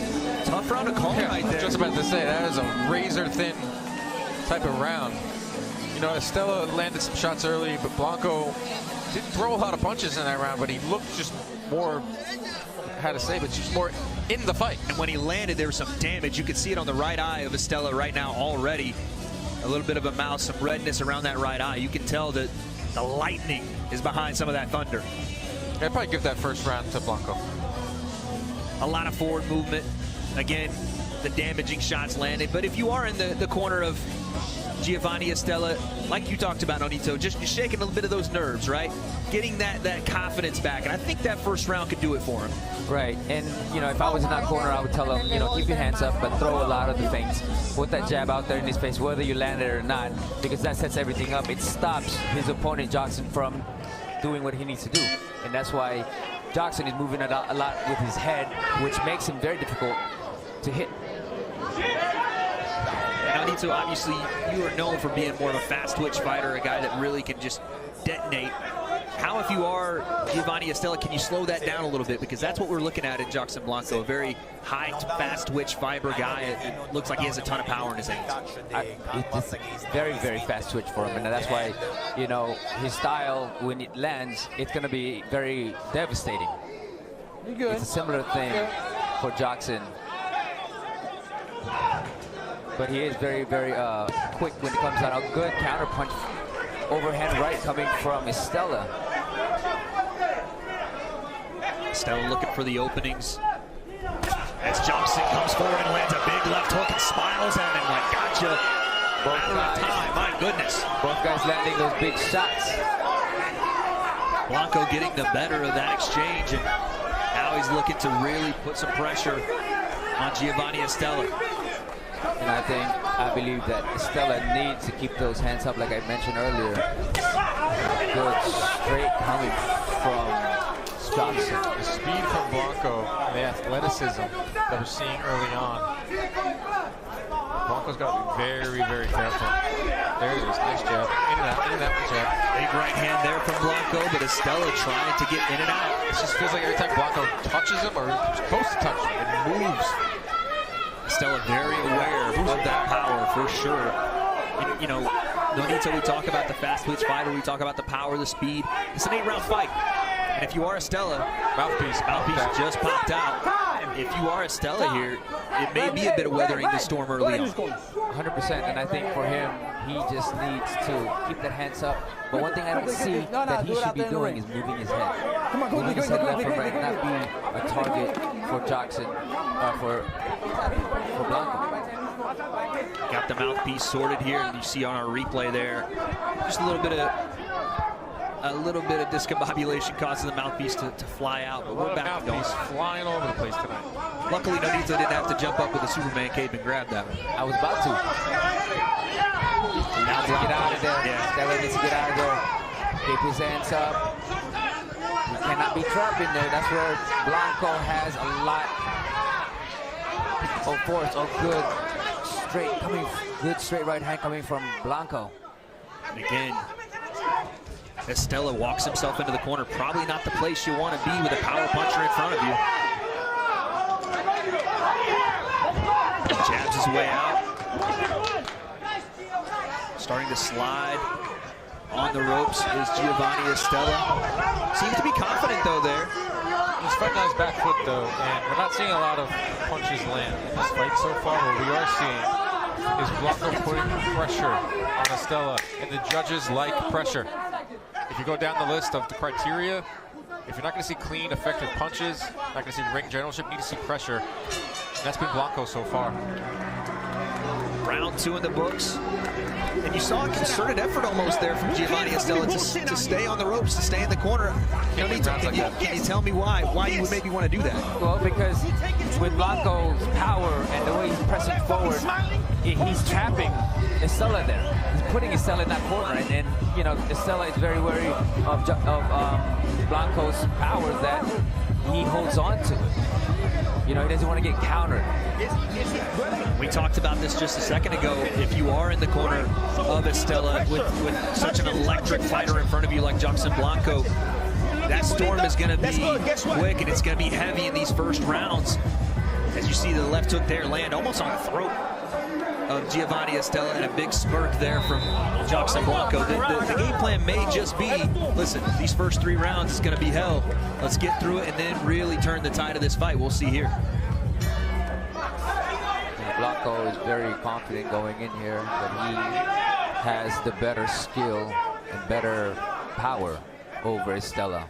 But he's not dominating by any means. There's not a lot of landed shots. So Estella's not out of this fight at all. If I was his corner, that's what I would be telling him. It's like, you're in this fight. Yeah. You know, Blanco, from him, I just need to see more flurries, more anything. Like, put together some combinations. You have the speed. To your point, Dan, the corner of Estella is very confident right now. They feel their fighter is doing exactly what they want him to do. And now you're starting to see potentially Estella picking up on a bit of the timing of Blanco. And that's what Estella needs to do, is throw those jabs, There's a right hand from Estella. And throw the feints, throw the jabs, be the first person to punch. And what you're seeing from Jackson Blanco, too, is a lot of straight line attacks as he tries to back up Estella. Keep him in the corner here. Here's Blanco walking forward, looking for his shot. He's got him in the corner, but he's not letting his hands go. Uppercut, not quite there from Blanco. Estella trying to use his feet, use those feints you were talking about. Flash, and both guys looking to land there, not quite home for either fighter. Interesting little exchange there. Nothing really landed for either guy. A chess game in this third round. Both guys playing. And look at that, Estella sits down on her right hand. Got him on the neck. Here comes Blanco again. Looking to push back Estella and land some big shots. Good double jab coming from Estella. Now, if he does that again and throw it to the body, I think that's a different dynamic that he would make Blanco think. We talked about it in round one. I think we're starting to see the confidence rise of Giovanni Estella, that he's in there with a puncher, but he's a puncher. And he's starting to get that time in with Jackson Blanco and be out of range, and then come back and land with his own, but he gets clipped there with a right hand from Blanco. I want to see if that's enough to win a round, though. Blanco's just not letting his hands go enough. Estella's throwing more punches in this round. And he's landing those shots, too, especially those jabs. That should be enough to win the round. Estella, good combination from Blanco, though, here in the corner. Estella, nice right. A beautiful counter right hand on the end of that. Now we have a fight. 20 seconds here in this third round. And a better round by far for both fighters. Volume going up. It's not Estella. Body shot there from Estella. Center of the ring, leading these exchanges. That's a very, very good sign for Estella. Blanco tries to chase him down, but a great round there in round three for Giovanni Estella. And like I said, you know, I keep going back to this because I think it's such an important factor. How you respond to adversity in this game is so crucial. In that first round, and even in the second, you saw Blanco, you know, trying to stun Giovanni Estella, especially after that left hook to the throat. And Estella, with the mindset coming off a loss, having to convince himself and having to push himself past all that. He did it in round three, and it looks like it's starting to have an effect. Yeah, and I believe that, you know, like you said, Wade, it's those little thoughts that stops him from performing. But because he was able to get this round, I think that it's going to be a momentum. That's what he needs, is just continue the momentum. Good counter punch. They were going at it. They were sitting down on shots, and if you're in the corner of Jackson Blanco, you know, we've talked a lot about Estella and what he can be doing differently. But Blanco obviously throwing some shots here and there, Dan, but just not enough volume so far. I want to see more out of him. I think he's super athletic, and when he does throw, it's blinding. It's just not enough. Is that the trade-off you get, Nonito, with a guy that's as fast and as strong and as powerful as a guy like Blanco, that the volume's just not always going to be there? No, you know, with Blanco, he likes the time, and that's what's stopping him. And, you know, I'm the same way in that aspect because I want to land those big shots. And it can be a detriment when you get a guy who's a puncher, a volume puncher. We've seen some fighters, you know, at the highest level get away with it. Obviously, Tank Davis, one of the lowest volume punchers in the game, and somehow finds the button. But, Dan, when you're looking at Blanco, I don't know if you can afford to be that at this level as he starts to take off there. It's a very dangerous game that I would not recommend. There's not a lot of trainers out there or coaches that would teach you that, to throw 15, 20 punches around that Gervonta Davis does. You just will give away rounds. I'll tell you what, no one looking to give away this fourth round as both fighters are stepping on the gas here. It's Estella that's making a concerted effort, you know, to land stuff. Stella's feint is actually working. Yep. And that's what he needs to do. Double jabs just exactly like that and take control from there. Because if Blanco is looking for those big shots, he's always going to get caught with those feints and jabs. Nice up jab there from Jackson Blanco. Catches Estella on the end of it. Looks to walk him down, but Giovanni Estella with the double jab and the right hand behind it. Again with the feint, stops and holds Blanco. Jab in the right hand to the body from Blanco. Good defense there from Jackson Blanco as the right hand came in from Estella.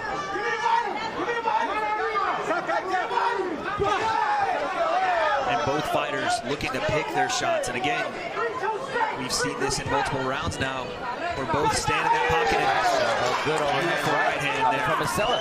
Estella, both fighters standing in that pocket, feinting, looking for that opening, and finally one finds it. In a round with not a lot of connected punches, it may come down to singular moments. And Estella had a really nice overhand right there that might be able to steal him this round. But he's throwing those jabs as well, and I believe that he's taking control of the fight because of those jabs. As much as you put a cement in it though with that right hand. Right. Yes. As much as Blanco. That's where you don't want to be. As Blanco and let's go. Mouthpiece goes out again. I guess I gotta go grab it now, right? No, don't go in there. That's number 3 of the night if you're counting at home. And this is right after Jackson Blanco lands a beautiful right hand. Hey, sit over there. Time. Where you want to capitalize on that momentum. Unfortunately, the mouthpiece comes out. Taking their sweet time, too. Love that. It's an old tactic. Trick, yeah, a little tactic. Get your fighter up. That's right. Moments. That's right. Again, the jab needs to be implemented. A good overhead. Look at this. The round ends with some big-time combinations from both fighters. Extend that round one more minute, because things are about to heat up against next round. And if I look over into the corner of Jackson Blanco, he is getting told off by his head coach right now. They're very loud over there. Hey. Both corners are very animated. You remember the legend Tito Trinidad and his dad? Smack, smack, smack, smack. Yeah. And sometimes you know your fighter better than anybody else. That's right. And sometimes that's exactly what they need. And honestly, for Jackson Blanco, it may need to be wake-up call time, because as these rounds go on, Giovanni Estella is putting himself in a great position round after round. Dan, how do you got it? 2 rounds apiece. I thought Blanco won the first 2 rounds. I thought Estella won the last 2 rounds. Did like what I saw from Blanco in the final 5 seconds of that 4th round, where he actually let his hands go. So maybe he'll do that here in round number 5, talking about Blanco. But I think this is a dead even fight. Great fight here for the WBA Continental USA Super Welterweight title. Round 5 underway. Again, Stella needs to keep that jab. One thing that Blanco has stopped doing was moving his head. It was very difficult for him to get hit. I mean, to hit. Big swing and a miss there from both fighters once again. Looking for absolute haymakers when they close the distance. Yeah, I think that's the biggest difference now between Blanco is he stopped moving his head like he did early on. Right hand there from Blanco lands clean. Giovanni Estella avoided the first 2, could not avoid the 3rd. And now look to land some big shots coming forward is Jackson Blanco. Blanco is having a really good start to this round.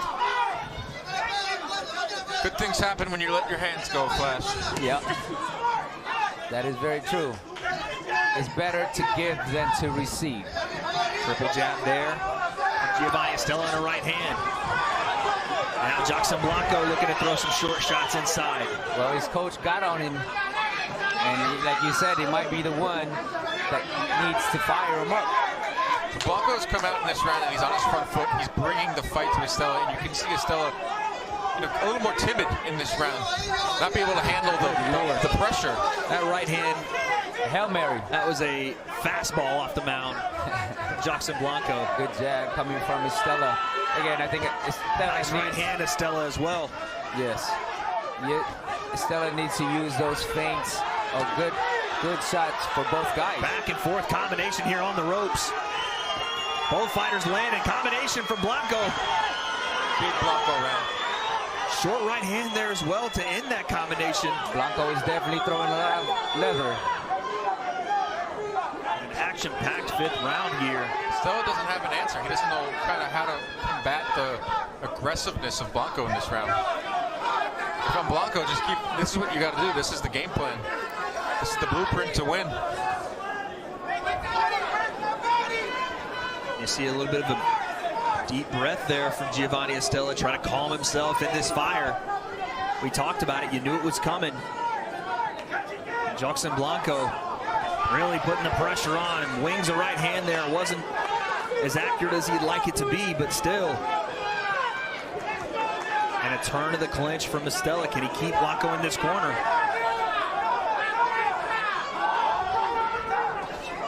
Gets to the body there.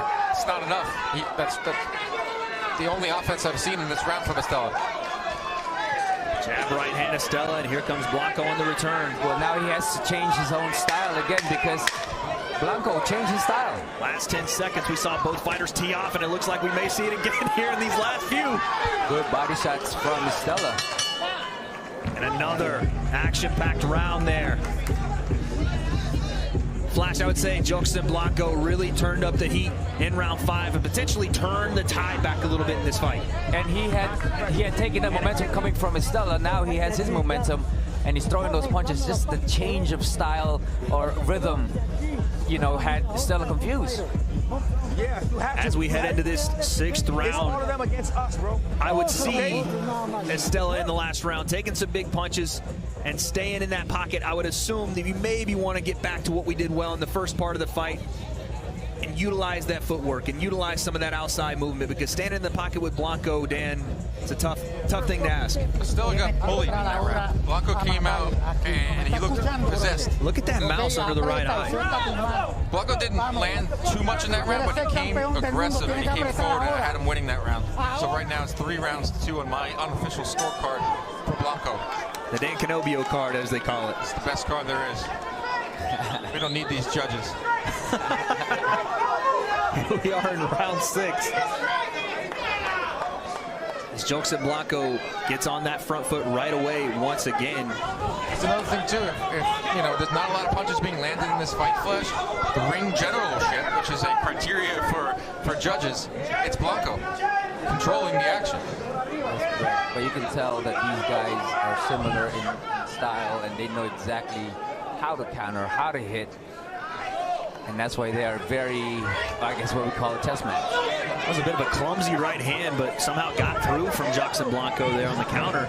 But a nice jab from Estella to back off some of that pressure. And the left hook to punctuate it. Gets a smile out of Blanco, like, yeah, you got me there. Blanco once again trying to walk forward. Estella, again, happy to take that back foot right now. You're taking the back foot and you're not landing, you're not going to win rounds. Again, combinations from both fighters swinging. Some shots landing in between for both guys. Referee warns Estella about the push there inside. Keep those gloves for punching, not pushing, Dan.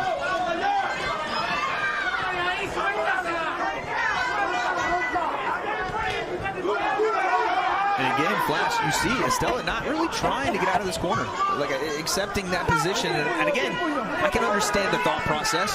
Walk him onto a counter shot. That's correct.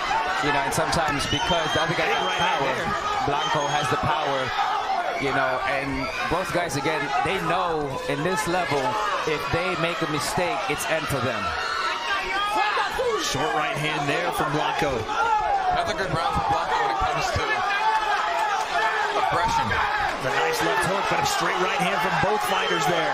Overhand from Estella landed, and a straight right from Blanco landed. Estella knows that this fight could be slipping away a little bit.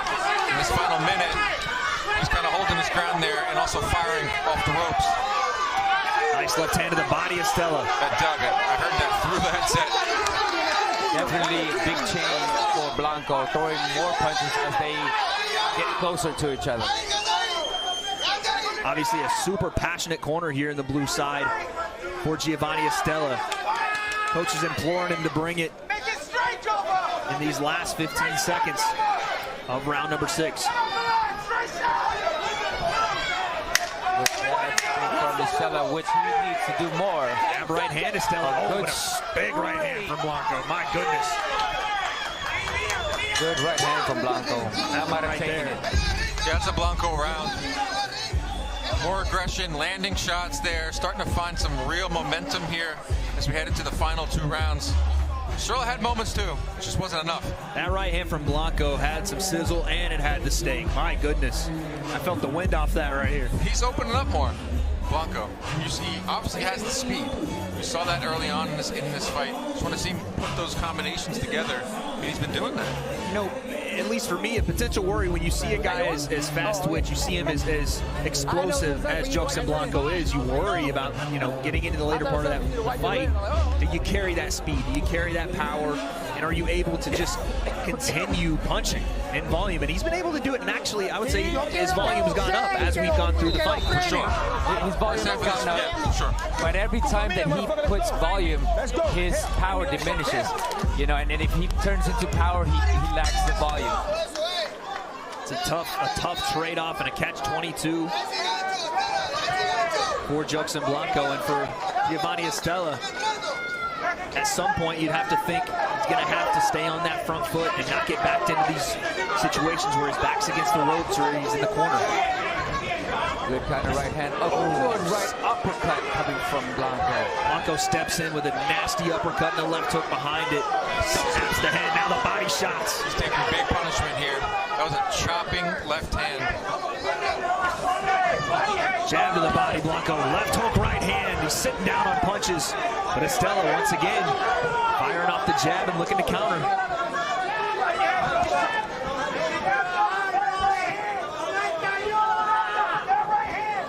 Now Estella tries to work his way out of the corner. Eats a right hand for his troubles. Counter by Blanco. Blanco is very confident now by being the first guy to attack. Goes to the body there. Tries to set up the big overhand. Estella hit to it this time around. And then a nice roll right hand there from Blanco. Catches it on the shoulder and lets it fly. Good right body shot coming from Blanco. And it does feel like right now it's Jackson Blanco's very slick defense is neutralizing a lot of what you're seeing from Giovanni Estella. And not only that, you see the combinations and the counters off of it. Giovanni Estella having some trouble here in round 7. And that's the difference with Blanco is when he's inside, he's just throwing those punches.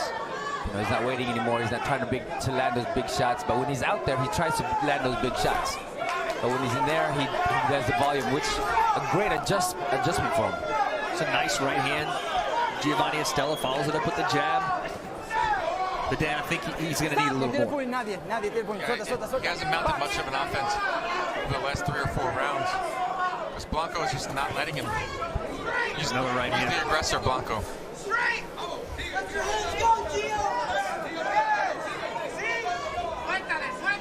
Estella trying to figure out this puzzle in front of him.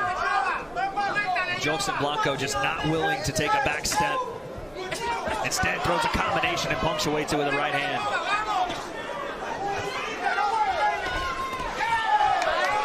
Three-punch combo there from Estella. The third one not as accurate as he'd like, but works the body.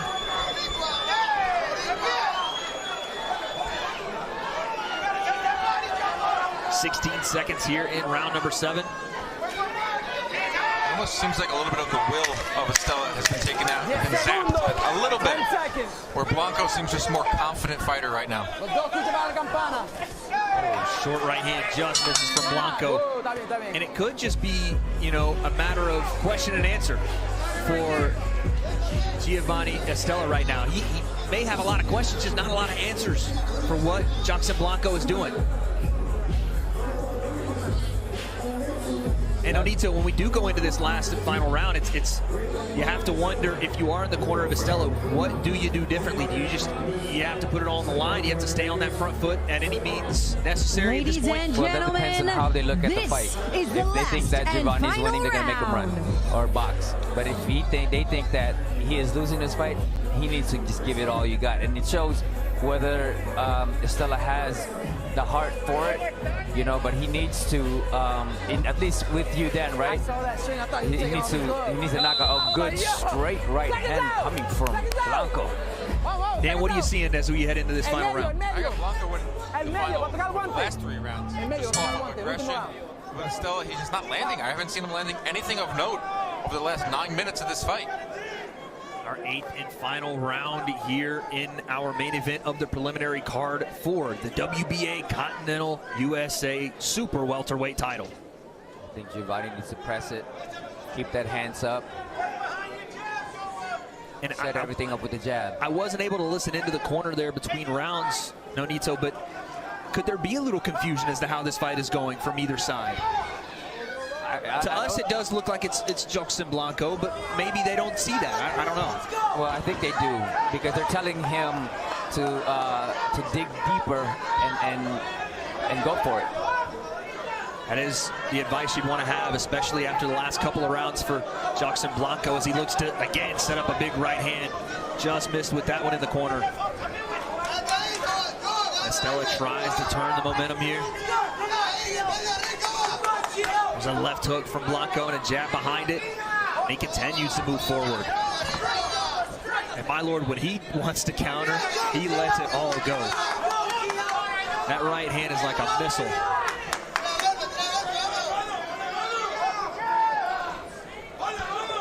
There's no real urgency from Estella. Moving around the ring. He's not looking for that one shot. Blanco needs to step on the gas pedal as well. Because like you said, Wade, I think that Blanco's winning this fight. A lot of those the first 3 rounds were pretty even. Some shots there from Estella, even with his back on the ropes, able to land some effective striking there. So I am a little surprised with the lack of urgency from either fighter. Final round here. Last minute change, nice step in, little shovel hook there from Estella. Off the lead hand, and again uppercut left hook Estella. And a right hand, and now Blanco tries to get it back in blood. Great sequence there though from Giovanni Estella. Yeah, the difference between, or what Giovanni Estella needs to do is throw this combination, come out. You know, because Blanco is just sitting there and waiting for him until that distance comes in. It looks like the adjustment from Estella has been to go to the uppercut off the backhand, as the overhands just haven't found a home much in this fight. So he has looked at the uppercut and it's landed a couple times here, Flash. And the body shot too as well. That stops Blanco from throwing his right hand because of that body shot. Looks for the left hook there off the back foot. Here comes Blanco. And now Estella with some harder shots off the counter. 18 seconds left. And Dan, you talked about some urgency. You're seeing it in the last minute here. Will it be enough? Will it be enough for Estella? Last few seconds. In our 8th and final round, both fighters swing. And that'll be the end of it as we go the distance here in our preliminary main event. Some respect shown between the combatants. You love to see that.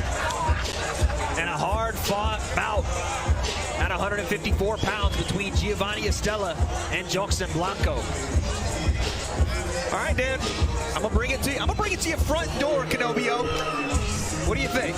I have it 5 rounds to 3 for Blanco. I thought he won the first 2 rounds. He won those 5, 6, and 7 with a lot of urgency and a lot of aggressiveness. Estella won the final round on my card. It's going to be close. There's just not a lot of punches landed in this fight for my liking. That's just my liking. But I do believe that Blanco will win this fight. Dan loves punches landed. Don't we all, folks? That's why we're here, right? Nonito, how do you see this fight as we get this decision? Are you agreeing with Dan Canobio, a 5-3 to Blanco? Where do you differ? What do you think? Yeah, I think I agree with that because he, Blanco was the one that tried to make the fight. I thought early on, Estella was very confident in landing this good stuff, but although it was a close round. Well, Nonito, let's find out as we have our decision in. Let's send it to Dasha Correct with our official Go decision. to the judges' scorecard.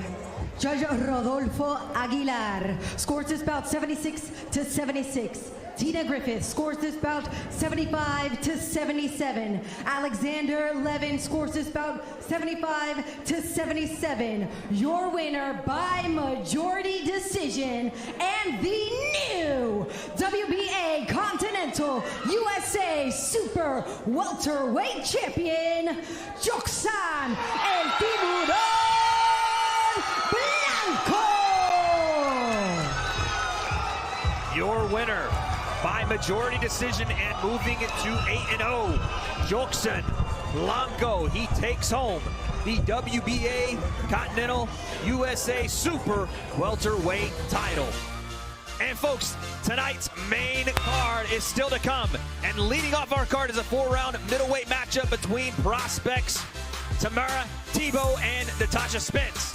A 10-round matchup at the heavyweight division between Pero and Burns. Juana Walton, Eric Hindley. And again, don't miss that interim World Bantamweight Championship.